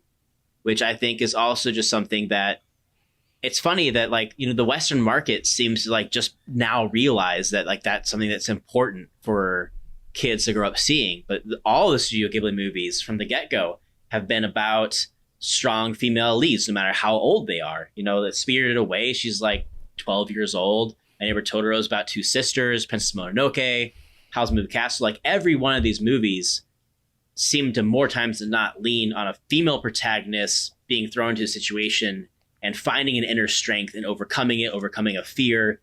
And when I think of Cammy and Lexi, your two girls, I'm just like, I really think that they would like them. And at the end of the day, they're important stories for them to at least like digest and internalize. I don't know. Yeah, those are all good. I mean, the only other thing I could really think of is just a really entertaining anime film, like a little bite size, easily digestible 2.5 hour at max anime film that could sort of get you in the throes of maybe liking something. And I think it's kind of an old man answer, but I think of a thing like Ninja Scroll, which was really, in terms of pacing and in terms of something, it's a ninja samurai feudal Japan type thing, but it has fantastical elements. It's a film, so you don't have to commit yourself to a whole series. It's very high quality, a lot of action. I would almost say if you don't like something of that ilk, then you're probably not going to like a lot of anime, because it's one of those things where it's like everything taken to the nth degree in terms of the quality of the animation, even, all the way down to the characters, the character voices, the direction, the background art. I mean, everything about it is it still was done in the days of like cell animation. So it has that tactile feel. Has really cool set pieces, and it's a period piece because it's feudal Japan and the warring clans and all that kind of stuff. So it's interesting in that regard. There's got to be other films too, but like, yeah, certainly, like you guys said, like Naruto or One Piece, which I love, or Inuyasha or Death Note or Sword Art. Like, it's intimidating to get into something like that when there's such a body of work already built up. And you could spend, with a lot of these things, I would argue that you could probably spend at least a dozen episodes before you really decide to make a commitment whether you like it or not. Yeah. So that's the other thing, where it's like a kind of a potential time drain that you may not want to get yourself into. So, it's one of what things have you seen, Tim? Like, have you seen any of Dragon Ball, for instance? I mean, nothing that I would even give credit to, because it's, like I said, it's years and years ago, and it's me babysitting for kids that are obsessed with it, and so it's on in the background, and it's nothing more than filler. Now, I will say that my oldest daughter came home from school early in the year and said, everybody loves Pokemon. I want to like Pokemon. So I did it right. I found the original Pokemon series, and I said, let's sit down and start watching it. I think we got 6 episodes in, and both of us completely lost interest. Completely out the window, right? I can understand that. Yeah, so what would you recommend? What are your personal favorites? Not recommending something for me, but if you were to say my top 3 or 5, or you throw the number out there, anime are these? You know what? For me, in all fairness, it's kind of divided into 3 categories. It's sort of my gateway things from being a kid that I feel very strongly about still and nostalgic about. And I'll tell you what those are. And then I had sort of a return to anime in the late 80s, early 90s with the whole OAV genre, where a friend of mine reintroduced me to anime. And I didn't know the original animation video thing even existed, where they were making series and putting them out for a very limited fandom in the East and the West, and that whole thing. And then I would say that I have my favorites of all time. So my introduction to anime was what we knew as Battle of the Planets, or G-Force, which we would later learn was called Gatchaman, Science Ninja Team Gatchaman in Japan. That was my gateway into anime when I was like 6 years old. It was like 1979 or 1980. One of the best theme songs. Oh my God, so good. So good. I still like watch it, the intro from time to time. And like one of those things that I just recognized as a little kid, that it was like, this is not what I've been watching. This isn't Looney Tunes, Yogi Bear, or the Super Friends. Like, what the hell is this? It really standing out to me. And that got the hooks in. And then, of course, things like Voltron, and a little bit later Robotech, which, of course, we become to know as Macross. So those were my early gateway things. But also for me, I was a big Star Wars guy. And those 3 things heavily leveraged interesting things like not only sci-fi, which I was such a huge Star Wars nut at that point in my life, but also things like we talked about, like the female protagonist and the story kind of revolving around a group of young people, which were essentially like big kids to me. Like, oh, this is about teenagers? That's awesome. It's not Superman and Batman and the Hall of Justice and these crusty old men in superhero costumes. And it's, as much as I love the Super Friends and the Legion of Doom and all that kind of stuff, it was wooden. There was something weird and kind of antiquated about it. This was like energetic and dynamic and refreshing and something exciting. And then later on, when I was early in high school in 9th grade, specifically remember my friend Pat, who is a big comic book nerd. He was describing to me going to this convention, this monthly comic book convention. He was like, dude, I saw this movie. And he was describing this movie called Gray Digital Target, which is based on Yoshihisa Tagami's manga. And it's about these young kids, and they're in this post-apocalyptic society, and they have to fight this warring faction in jeeps and tanks in order to become higher class citizens so they could eat better, and like this whole thing. And I was like, wow, this sounds amazing. And it turned out to be this movie, Gray Digital Target. And that was sort of my entree into like, oh shit, like there's anime that there's Japanese animation that they don't bring over here to the West and dub. And they just make these films or these series and they just put them out on videotape, essentially, or Laserdisc at that time. And that's where I discovered things like Bubblegum Crisis and Angel Cop and Ranma Half and all these things that I sort of grew up with early to late in high school. Those are my favorite things. And then all-time favorites, I would certainly put Attack on Titan in that pantheon. The Evangelion series, which I know you guys have talked about, and Tim, I'm sure you've heard about it. Cowboy Bebop, One Punch Man. And there's another sci-fi giant robot thing that I think is really inventive that came out in the late 90s called Vision of Escaflowne, which kind of combines the giant robot and fantasy genres in a very inventive way. But those would be things like Ninja Scroll and Akira, I always talk about because of how well those things hold up, and how well, even though we have all this anime now, this infiltration of anime and manga and how big it's gotten and how much a body of work has amassed, like how much those things still stand out, I would say. And the other thing is the Evangelion films, those rebuild films that, Hideaki Anno did because he wasn't happy with the series, the TV series, and he went back in and revisited them. And like the plan was to do it in 5 films. They only have 3 so far, but those are really high quality productions, and they sort of incorporate. Evangelion is interesting for you, Tim, because they incorporate sort of a horrific element in these things attacking Earth that we never really know. They call angels, but we really don't know what they are. Are these things from heaven? Are they from hell? Are they aliens? They just keep attacking, And basically the humans have to build up an infrastructure to defend the Earth from them in these robots that only have like 5-minute intervals. So they're so powerful that they could only be basically charged up for 5-minute intervals in order to respond to these threats that they never know when or where is coming.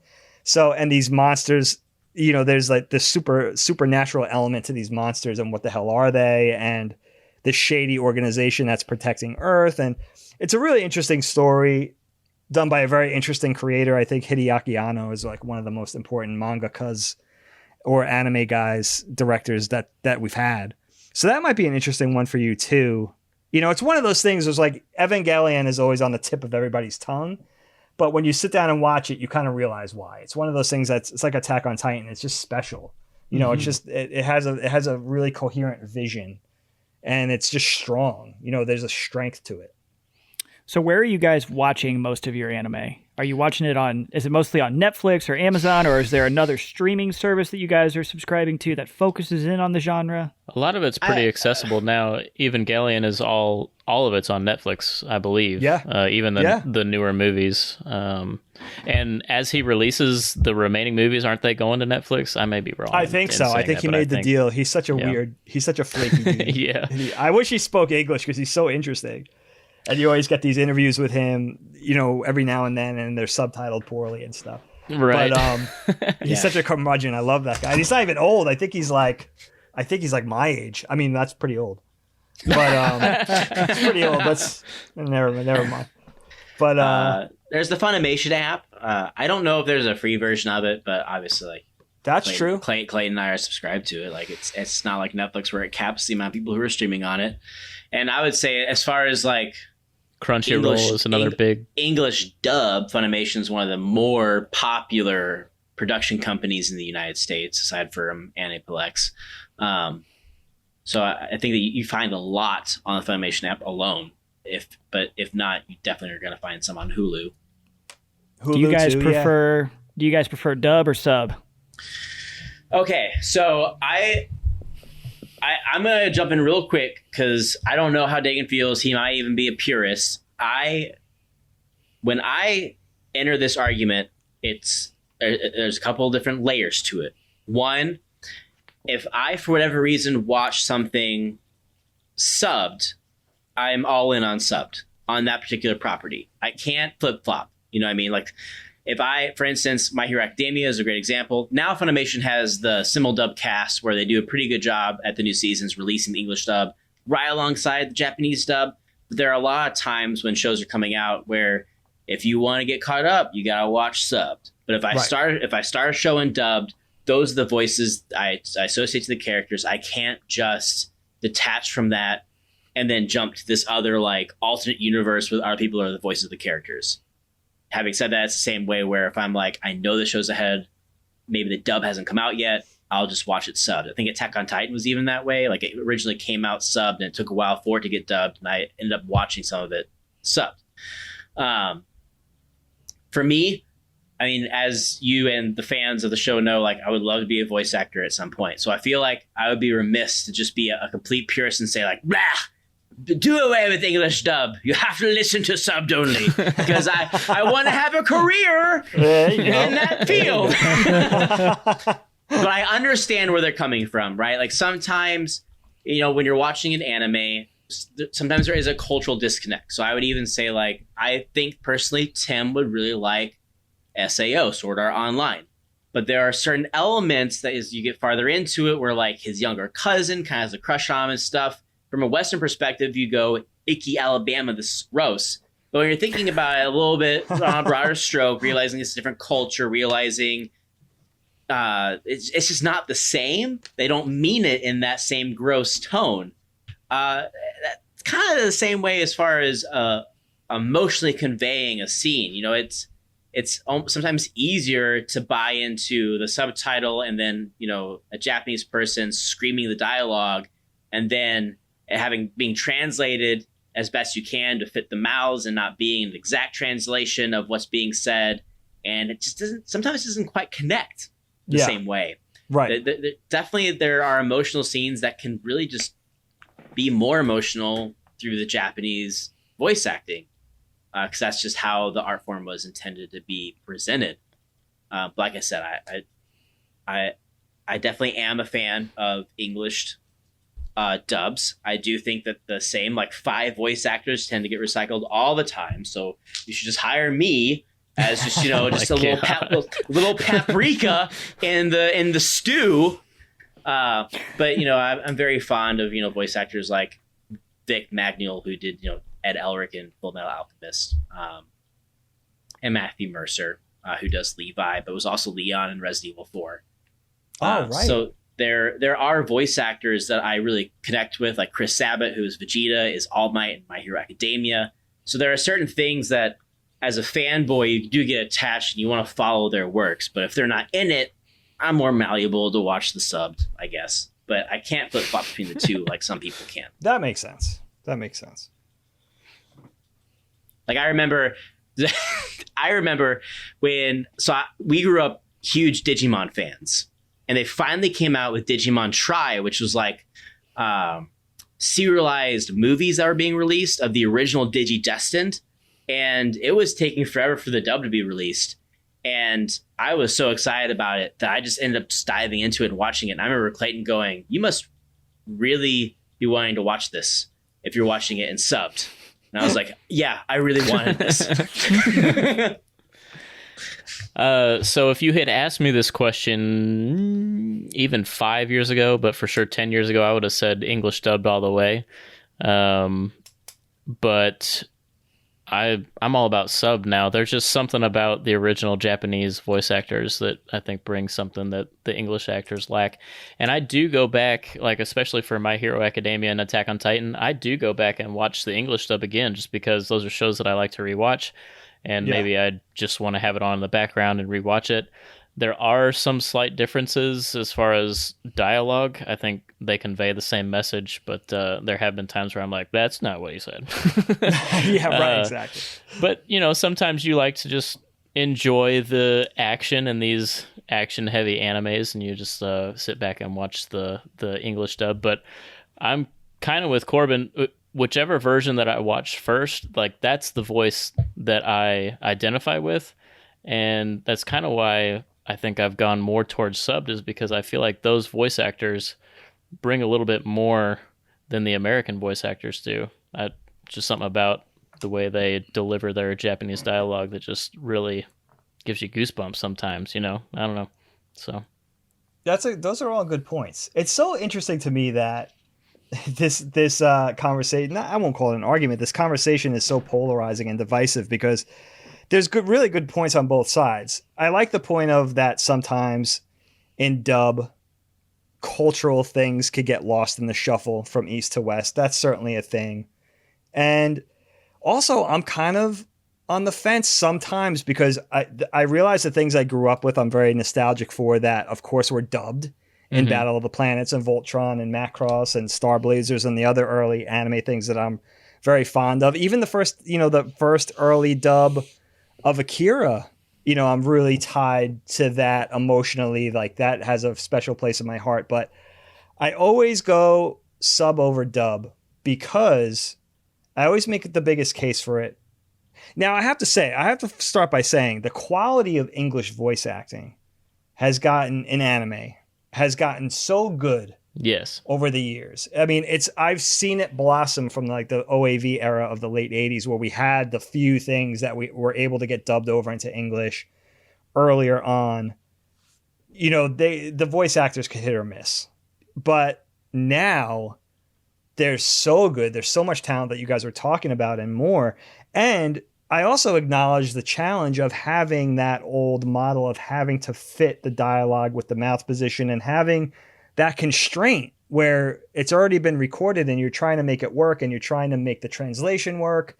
You're trying to make it work visually. And that's really hard, man. That's really tricky for the director. That's really tricky for the actors. And I give them a nod. I definitely tip my cap for that. But the reason why I go always sub over dub is because you have to realize, when these things are created, and we're talking about anime specifically, and outside of the things like Castlevania and the things that are created in the West rather, but the things that are created in Japan, they're made in Japan, and that director and those lead animators are in the voice booth with the voice actors at the outs and with the initial script at the outs with the storyboards at the outset of the whole thing. That's the initial vision. Anything after that, just by the nature of the process, is going to be diluted. Mm-hmm. It's just the way it works. So when you have that initial vision and you have the lead animators and you have the director and you have the character designers and you have the Japanese voice actors in that room, that's the intended vision of it. And I think that, coupled with the fact that you have to remember, like, I hate to say it like this, but like, Japan just has a culture of embracing animation has been taken seriously in Japan for a lot longer than it's been taken here, especially in terms of adult animation. Mm-hmm. That's been a thing in Japan for a lot longer. And there's just a culture of taking it seriously there, that they've just been doing that. They've been taking it seriously longer. And I'm not just talking about just the attitude in general, not just talking about veteran voice actors that have been doing it, that are still doing it in Japan since the 60s and 70s. And it's awesome that anime is taken seriously here now, and that adult animation is a thing. But I grew up when it wasn't. People didn't know what the hell it was. And when you had the odd voice actor doing the overdub, I could just envision them being in the sound booth in the early 80s and be like, what the fuck am I even talking about? Yeah. You know what I mean? Like, for Voltron, like, what? Like, it was just like, it's amazing they did the jobs that they did. Like, it was amazing it was as good as it was. But that's the thing. And then, like, you see the quality of voice acting in Japan, especially with a project like Attack on Titan, which I think is like so. I mean, you have something that's like, I've never seen something where there's so many compelling characters and there's a voice actor to back it up, even to the smallest role. I mean, there's dozens and dozens of characters in that, and they're all amazing, and they all do the thing where there's something about that show where they just took it to the next level. It's like when they're stressed out, their voice cracks. Like, you could tell how hard they're working and how thoughtful they're making it. Like, they're really putting you in the moment with these young people fighting these monsters, basically. And Attack on Titan really just spoke to me. Like, Attack on Titan I was really grateful for, because it really got me back into anime, where it was like I was kind of getting tired of it for a while, And I was certainly guilty of that snobbish, like, oh, everybody likes it now, it's not as interesting. Mm-hmm. It's so easy to find. You could just go on to Crunchyroll or, that type of thing. But it's like, that was the thing. And that's why I always embrace the subs. And that's why I'll never mind reading subtitles, because it's that initial vision of the creators. And it's not, but it's awesome to bring it out and introduce it to the West, and to bring it over now in such a great degree. Like, we have so much of it now. There's such a bounty of like anime now that people and it makes it accessible for the people in the West that may not want to read subtitles, or maybe they're younger people or whatever. But I love the fact that it's more accessible in that regard. But yeah, it's just like for me, it's like, it's always going to be the sub, and something like Attack on Titan just makes me double down on that whole theory. It's like, the voice acting is so compelling, and that's not, again, it's not a diss to the Western voice actors, the people that take up the mantle and bring it out and increase the scope of the audience and everything, because it's really an important job, and they're super good at it. I mean, the Attack on Titan English language cast is really good. I mean, I don't think they could be any better. I don't think they could be cast any better, and I don't think they could perform any better. I mean, it's tight, and it's cool that they're taking it so seriously. But yeah, for me, it's just like, it's got to be the sub. I will say, the only anime that I've ever watched that I truly believe as a Westerner should only ever be consumed as dubbed is Sergeant Frog. Now, I've never seen that. Now, when you're trying to introduce someone to anime, obviously, I feel like the way you ease them in is find animes that have great action, that have like an epic scope. But once you really kind of buy into the art form and the storytelling, you become more open to just like a comedy anime, like Ouran hosts High School Club, which is a great example of like, it's just a comedy and it's hilarious. But Sergeant Frog is one where from start to finish, it makes me personally belly laugh, but it is like round robin pop culture references.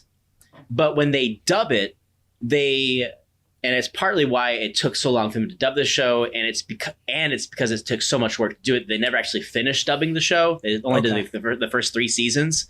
But they go through each episode and they translate it to the pop culture equivalent. So like there'll be moments where the main character, Sergeant Frog, is making fun of like a throwaway line really quick of like Indiana Jones and the Crystal Skull. If you're watching the subtitle, that's not what he's saying. But in terms of Japanese culture and the film that they reference that moment, it's the same sort of jab. And that's like the one anime that I've only ever watched where I was like, I have a lot of respect for this dubbing team, because they really went in and dissected what is this joke and what does it mean for the Western audience. That's cool. Definitely a show where I almost feel like you wouldn't understand it if you watched it subbed. But dubbed, it's like from start to finish, each episode is like fucking hilarious. But it's because they went the extra mile to like make it relatable. Right. So yeah, I like that. So Sergeant Frog is one that you have to watch dubbed. Where is that? Where can I watch that?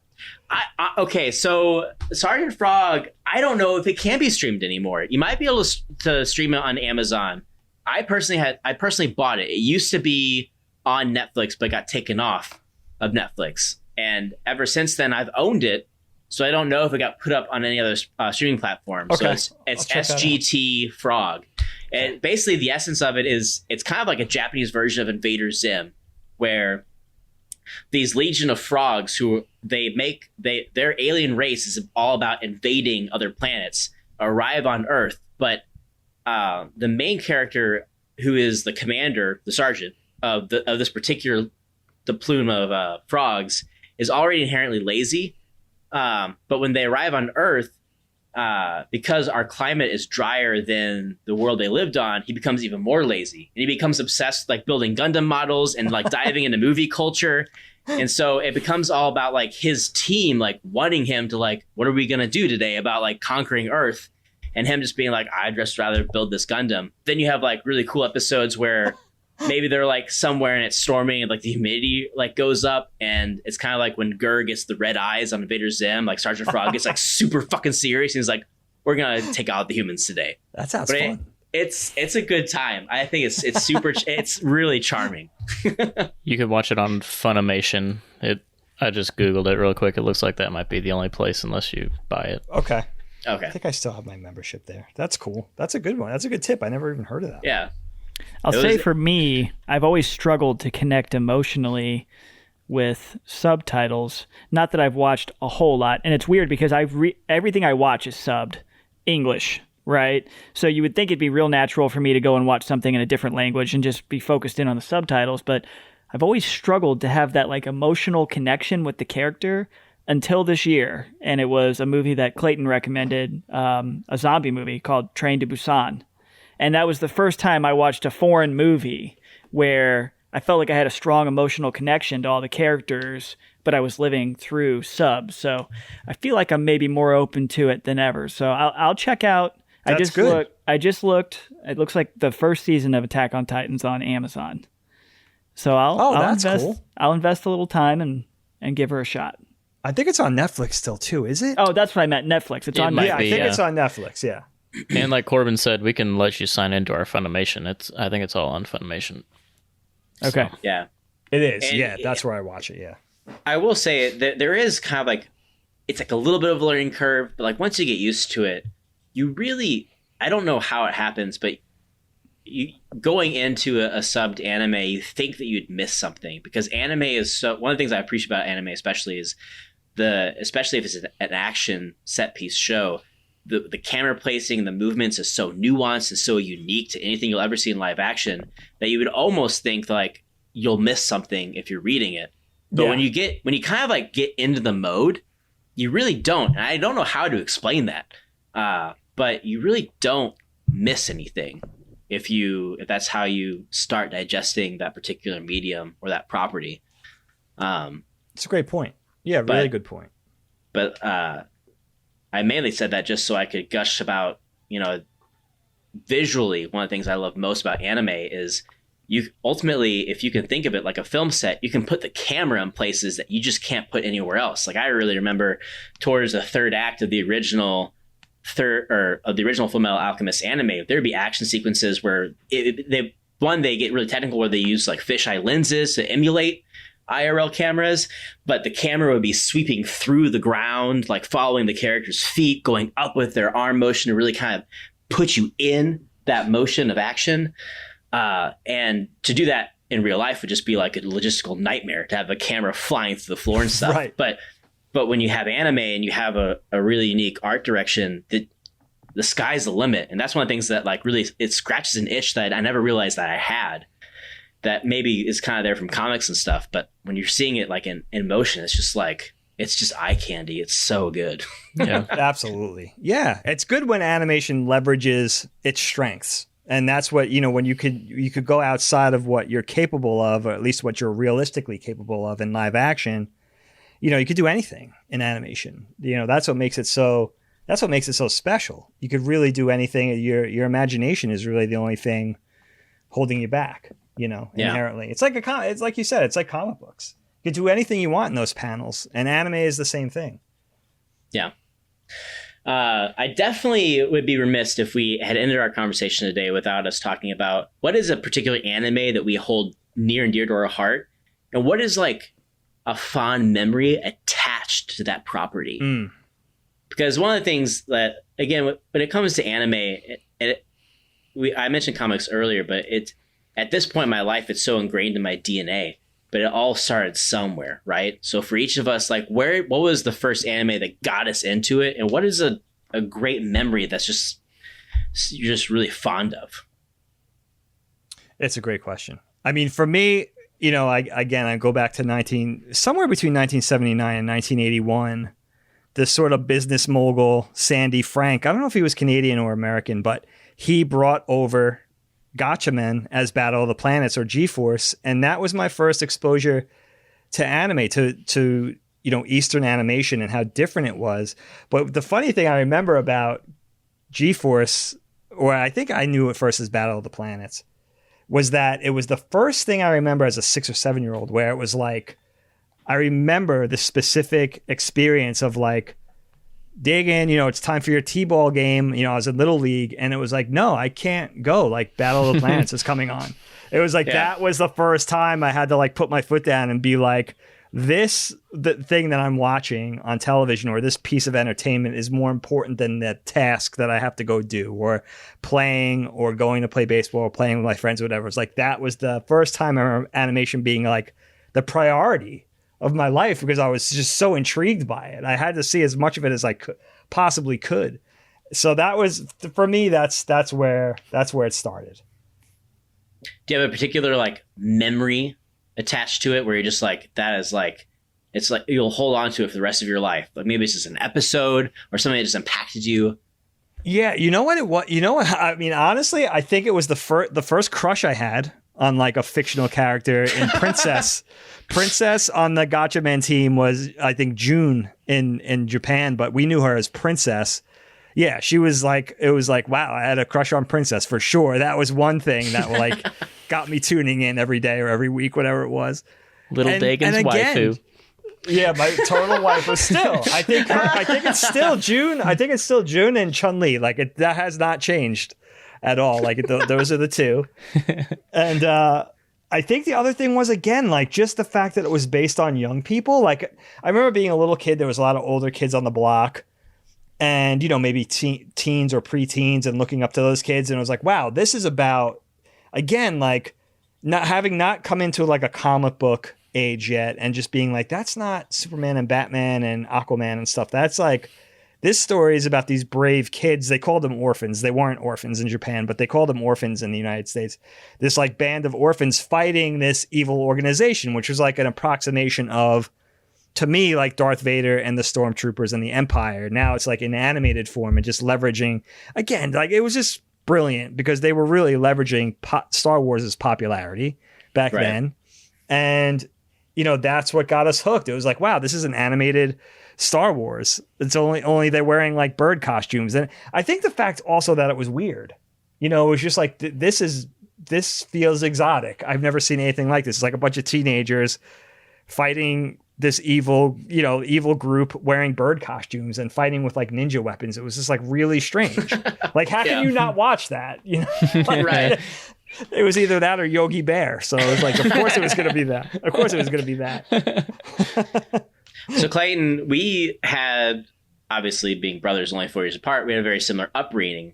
Yeah. But I'm curious to see if our stories diverge here. Like, obviously what we were kind of exposed to happened together, whether it be recording DBZ with the TV off because we weren't allowed to watch it and watching it later that day, or, you know, watching Gundam Wing. But I'm curious to hear or compare and contrast what anime got you invested, and if you have a particular memory attached to that, and just see if we differ. So yeah, real quick, just to follow up on that, we had one of those old tube TVs that had a built-in VCR, and Dragon Ball Z was too violent, according to our parents. So when it came on at 4:30 or whatever time during the afternoon Toonami anime block, we'd stick a blank tape in there, turn the TV off, and hit record, and then we'd watch it. That's so and then slick.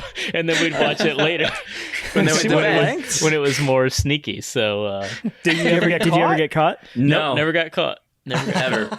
So That's fantastic. You know what's See what funny? lengths? I'm proud of you guys. Thank you. We didn't get caught doing that, but my parents also didn't like when I listened to Linkin Park. And I remember one day sitting down in the basement next to the very TV that we snuck anime on. I was listening to my headphones, and I had it turned down, listening to Linkin Park, because, you know, I was a kid in the 8th grade in 98 or whatever, boy. and I'm listening to Linkin Park. And my dad comes out of the stairs, he's like, "What are you listening to?" I'm like, "Whoa." So, like, I don't know, eagle ears, I guess. I haven't inherited that as a parent, so. That's funny. Be like, just don't turn the TV on, Dad. Right. Leave the TV off.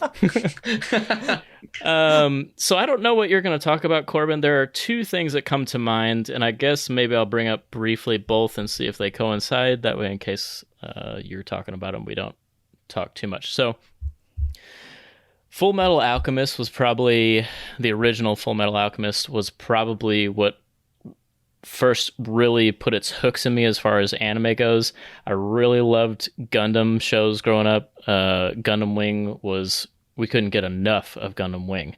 As we just said, we snuck Dragon Ball Z, so we weren't strangers to anime, but it was Full Metal Alchemist, the action scenes, the adult theme, the cohesive story that you wouldn't necessarily get with like Naruto and Dragon Ball Z, which was going on during the daytime, because this was a Adult Swim block when it was first released, after dark kind of stuff. Yeah, Family Guy, Robot Chicken, Full Metal Alchemist. Yeah, Full Metal Alchemist. That was the first thing. It really gripped me emotionally. The action to me just blew me away, and I think that without that show, I don't think that I would have the full love of anime that I have now. I always liked watching things like Dragon Ball Z, but I wasn't fully invested completely as far as, especially emotionally. That show really gets you in the feels. But then another one kind of around the same time was Trigun. I've got a lot of memories of that show. Actually came on at like 2 a.m. on the Adult Swim. Oh, wow. Really? Anime block. It was like, or 1 a.m. So like way past bedtime. But I had a friend in high school who would record them. Another VCR story for anybody who still remembers VCRs. But she would give me the tape, like after it filled up, she would give me the tape, and then I'd bring it home over the weekend, and me and my best friend Ryan and Corbin would all sit downstairs and watch Trigun, like a full 3 or 4 episodes, however many would fit on one tape. That's of awesome. Trigun. So that is another thing that I look to when I think of like what got you into anime. Well, like figuring out a way to watch this awesome show with my best friend and my brother, like, sticks with me. So those are the two things. I guess if I had to pick one that like what really got you into anime is probably Full Metal Alchemist. I probably wouldn't be watching shows on Funimation right now if I hadn't have seen Full Metal Alchemist. But I also like can't not mention that Trigun experience. So Yeah, so I have to say, when we, especially when we have topics like this, we try and, even though Clayton, Tim, and I talk all the time, right? We try to avoid topics and stuff. And this is one that I've been wanting to avoid talking about with Clayton and stuff. And actually, without sounding overly cheesy, it kind of makes me in my feels a little bit that you chose the animes that you did. Because those are the animes, those are the two that I personally would talk about. Obviously, we grew up, like you said, being sneaky with DBZ, and Gundam Wing was in the forefront. Like, we were allowed to watch it with our parents and stuff. And as an adult, the political structure of that show, narratively, is really enticing. It totally went over our heads as kids. We're just like, robots fighting, awesome. But the warring ethics of the space colonies wanting independency from Earth and stuff, like it's gold. But the two animes that have always stuck out as like the foundation of my love of the art form and the stories is Trigun and Full Metal Alchemist. Trigun is a perfect melding of like Western sci-fi, almost like taking our love as kids growing up watching the original Wild Wild West show, which is like the first like steampunk element we'd ever seen growing up. But kind of like taking that and just like pumping it through steroids and maybe a little bit of like drugs. I mean, you had a fucking you had a guy using a saxophone as a weapon. Like, it was badass and like bonkers at times. But it definitely like introduces to the traditional anime story structure where like the first 2/3 of the show is one way, then the last third is like, oh, this is what the show's actually about. Is this last home run stretch? It's about Vash and his brother Knives, and you figure out like what the humans actually are and how they got where they were. But the reason why Full Metal Alchemist and the reason why Trigun particularly holds such resonance in me is because of my memories with you, my brother. Aww. I always hung out with you and your friends a lot when we were younger because obviously I was 4 years younger than you. But sometimes I was the annoying kid brother that was forced to be along with you guys. But the Trigun moments were moments where you, me, and Ryan were all legitimately hanging out together, excited to hang out, excited to dive into the episodes. And like, I loved those weekends. Like, every time you'd come home Friday from high school and you'd bring home a tape, or middle school, sorry, and you bring home a tape or whatever to watch, like, that was like a really good time. We'd microwave some pizza rolls, get some ranch dressing out, and we stayed up late watching Trigun. Like, those are like such great memories that I have of us together. Did you just say ranch dressing and pizza rolls? Yeah, dude. Do you not dip your pizza rolls in ranch dressing? That's disgusting. What's wrong with disgusting. You? Dude, what's wrong? Hey, take it up even a bigger level. Put some grated Parmesan cheese in your ranch. Stir it up. Boom. Wow. Boom, baby. Some gourmet shit. You got it. That really is. I'm not ready for that. So Trigun was definitely an opening element into like anime being more of a serious thing than just like Dragon Ball Z. But Full Metal Alchemist, like Clayton said, was one that it had emotional tones. For me, at that point in our lives, Clayton and I had become separated. My family moved to Michigan my 8th grade year, and Clayton finished out his senior year of high school with my aunt and uncle. And a lot of people who have listened to the podcast have heard various snippets of like our family history and stuff where because of meddling parents and stuff, our relationship became askewed, but we came back together like stronger than ever. And that's like one of the things that really started the Nerdosphere and stuff. But one of the things that kept us tethered emotionally was watching Full Metal Alchemist on a weekly basis and kind of talking about it.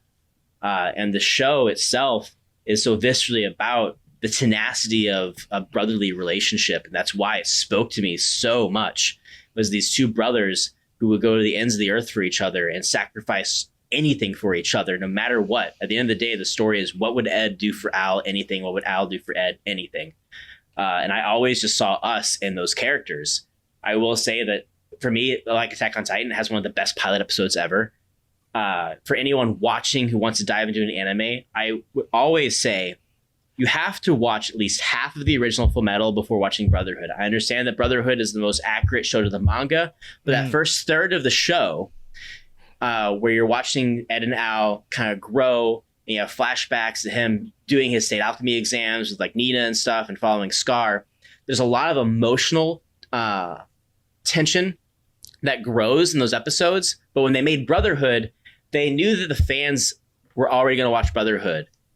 And so what they did was they took those episodes and they condensed them real fast, like a blip, to get to the new stuff. And if you are someone who hasn't seen it before and you're a brand new fan, I think you're emotionally being cheated out of Ed and Al's relationship if you don't watch some of the original. And I just remember there was one memory that I have from Full Metal Alchemist, which is when a certain character dies and he's a really popular supporting character. I remember I fell out of my chair. I was so emotional. I would watch them. They would come on Sunday nights and I would watch them early Monday morning before I would go to school. And I fell out of my chair and I was so emotionally distraught. This character died. And I remember texting Clayton or calling him. I don't know if we had texting then, and talking about it. And he was like, I fell out of my chair when he died. And I was like, so did I. Like, and to have a show where you're so emotionally invested in those characters and stuff, I'd never had it before. And I think that's why I keep going back to animes, because I still have those experiences. But at the end of the day, it's like Game of Thrones. Everybody's, all into Game of Thrones because they get attached to characters and then they die. There's a lot of that happens in anime, especially in like Attack on Titan. Yeah, better watch out. Don't get attached. Don't get too attached. It's true. Yeah, Game of Thrones is a perfect approximation for that. Yeah, absolutely. Works the same way. It's so cool to hear that you guys, it's so cool to hear that of bonding over these pieces of media, that and our warm memories, in that regard. But I love the fact that it's of the content of about your guys' generation, like Alchemist and Trigun and Cowboy Bebop came just a little bit earlier. And of course, DBZ. It's very indicative of, I think, the stronger stuff from your guys' generation. And of course, like Vash being like one of the great, I think still one of the great protagonists in anime. Did Trigun, I never got all the way through it. Did it end? Was there a proper ending to the series? Yes and no. Like, it definitely ends, but they recently came out with a film that explains where the manga alluded more so that what's the priest's name, Clayton? This begins with a W. Is it Wolf? Maybe. I can't remember now. I don't remember. You put me on the spot. I know. In the manga, they heavily alluded to the fact that he survives the encounter and he's still alive somewhere. But in the anime, it's way more ambiguous. And the movie that comes out later, Into the Badlands, it takes place after the show and it brings him back and it shows that he's still alive. Is it good? I have to watch that. It is good. The movie's good. Yeah, the movie's very good. Right now, I would even say, honestly, like, I enjoyed Cowboy Bebop and stuff too when it was on, but I feel like Vash almost like from then on became kind of an archetype of the protagonist, right? Like the character who's goofy, but it's a deflection technique, and he's actually deep down very serious, very skilled, and it's just to catch his enemies off guard. But I feel like that you see that so much more in animes after it, where it kind of seems to be an archetype for the characters. It became a type. It really did. That's true. Yeah, it's a good point. Great character. And it's so stylish. I love so Trigun. Stylish. So stylish. And the music is so good. You want to talk about music, Tim? Trigun and Cowboy Bebop. Perfection. True. Yeah, those might be good ones. Those would be series that I would recommend investing in. I couldn't see. It would be hard for me to see people not liking those two series. Yeah. Those are both classics. And Alchemist too. I had never seen Brotherhood though. If you liked the original, you should watch Brotherhood. The ending is better. The ending is better. Oh. Yeah. In my opinion, it's better. Yeah, I have to watch but that. The emotional connection you get with the original, like Corbin said, you can't beat that. So Yeah. I almost wish that there's Reddit threads on how to watch X-Files to escape all the fluff. It almost makes me want to put together a thread of like the proper way to watch Brotherhood while consuming the original Full Metal in some capacity. That makes me think there was one point at Walmart where they had a whole section of like DVD collections. They had an X-Files collection where it was only alien conspiracy episodes. Wow. So all the Freak of the Week stuff was gone, which gives, I mean, that's like 2/3. You want to talk about trimming the fat? That's like 2/3 of the show. That's interesting that they would even think to do that. Wow, Yeah. that's really, I never got into that. I had a roommate who was like fanatical about X-Files, and this was in the late 90s, I guess, in college. And he was such a big fanatic that he went to some fan event. And the news was there to cover it. This was in Philly, and he had this big interview. There he is on 11 o'clock news. Like there's Alex being interviewed for this X-Files event or whatever. It's like really strange. But I don't think I've ever seen an episode of that show. That's like one of those pop culture things that just escaped me for some Dagan. reason. Yeah, never. I know, my guy. That surprises And it's intimidating in retrospect because how many seasons were there? There's like 8 or 9. I mean, there's quite a few. It's like, how can you even do that? And that was back when seasons were like 25 episodes long. Right. Like that's right.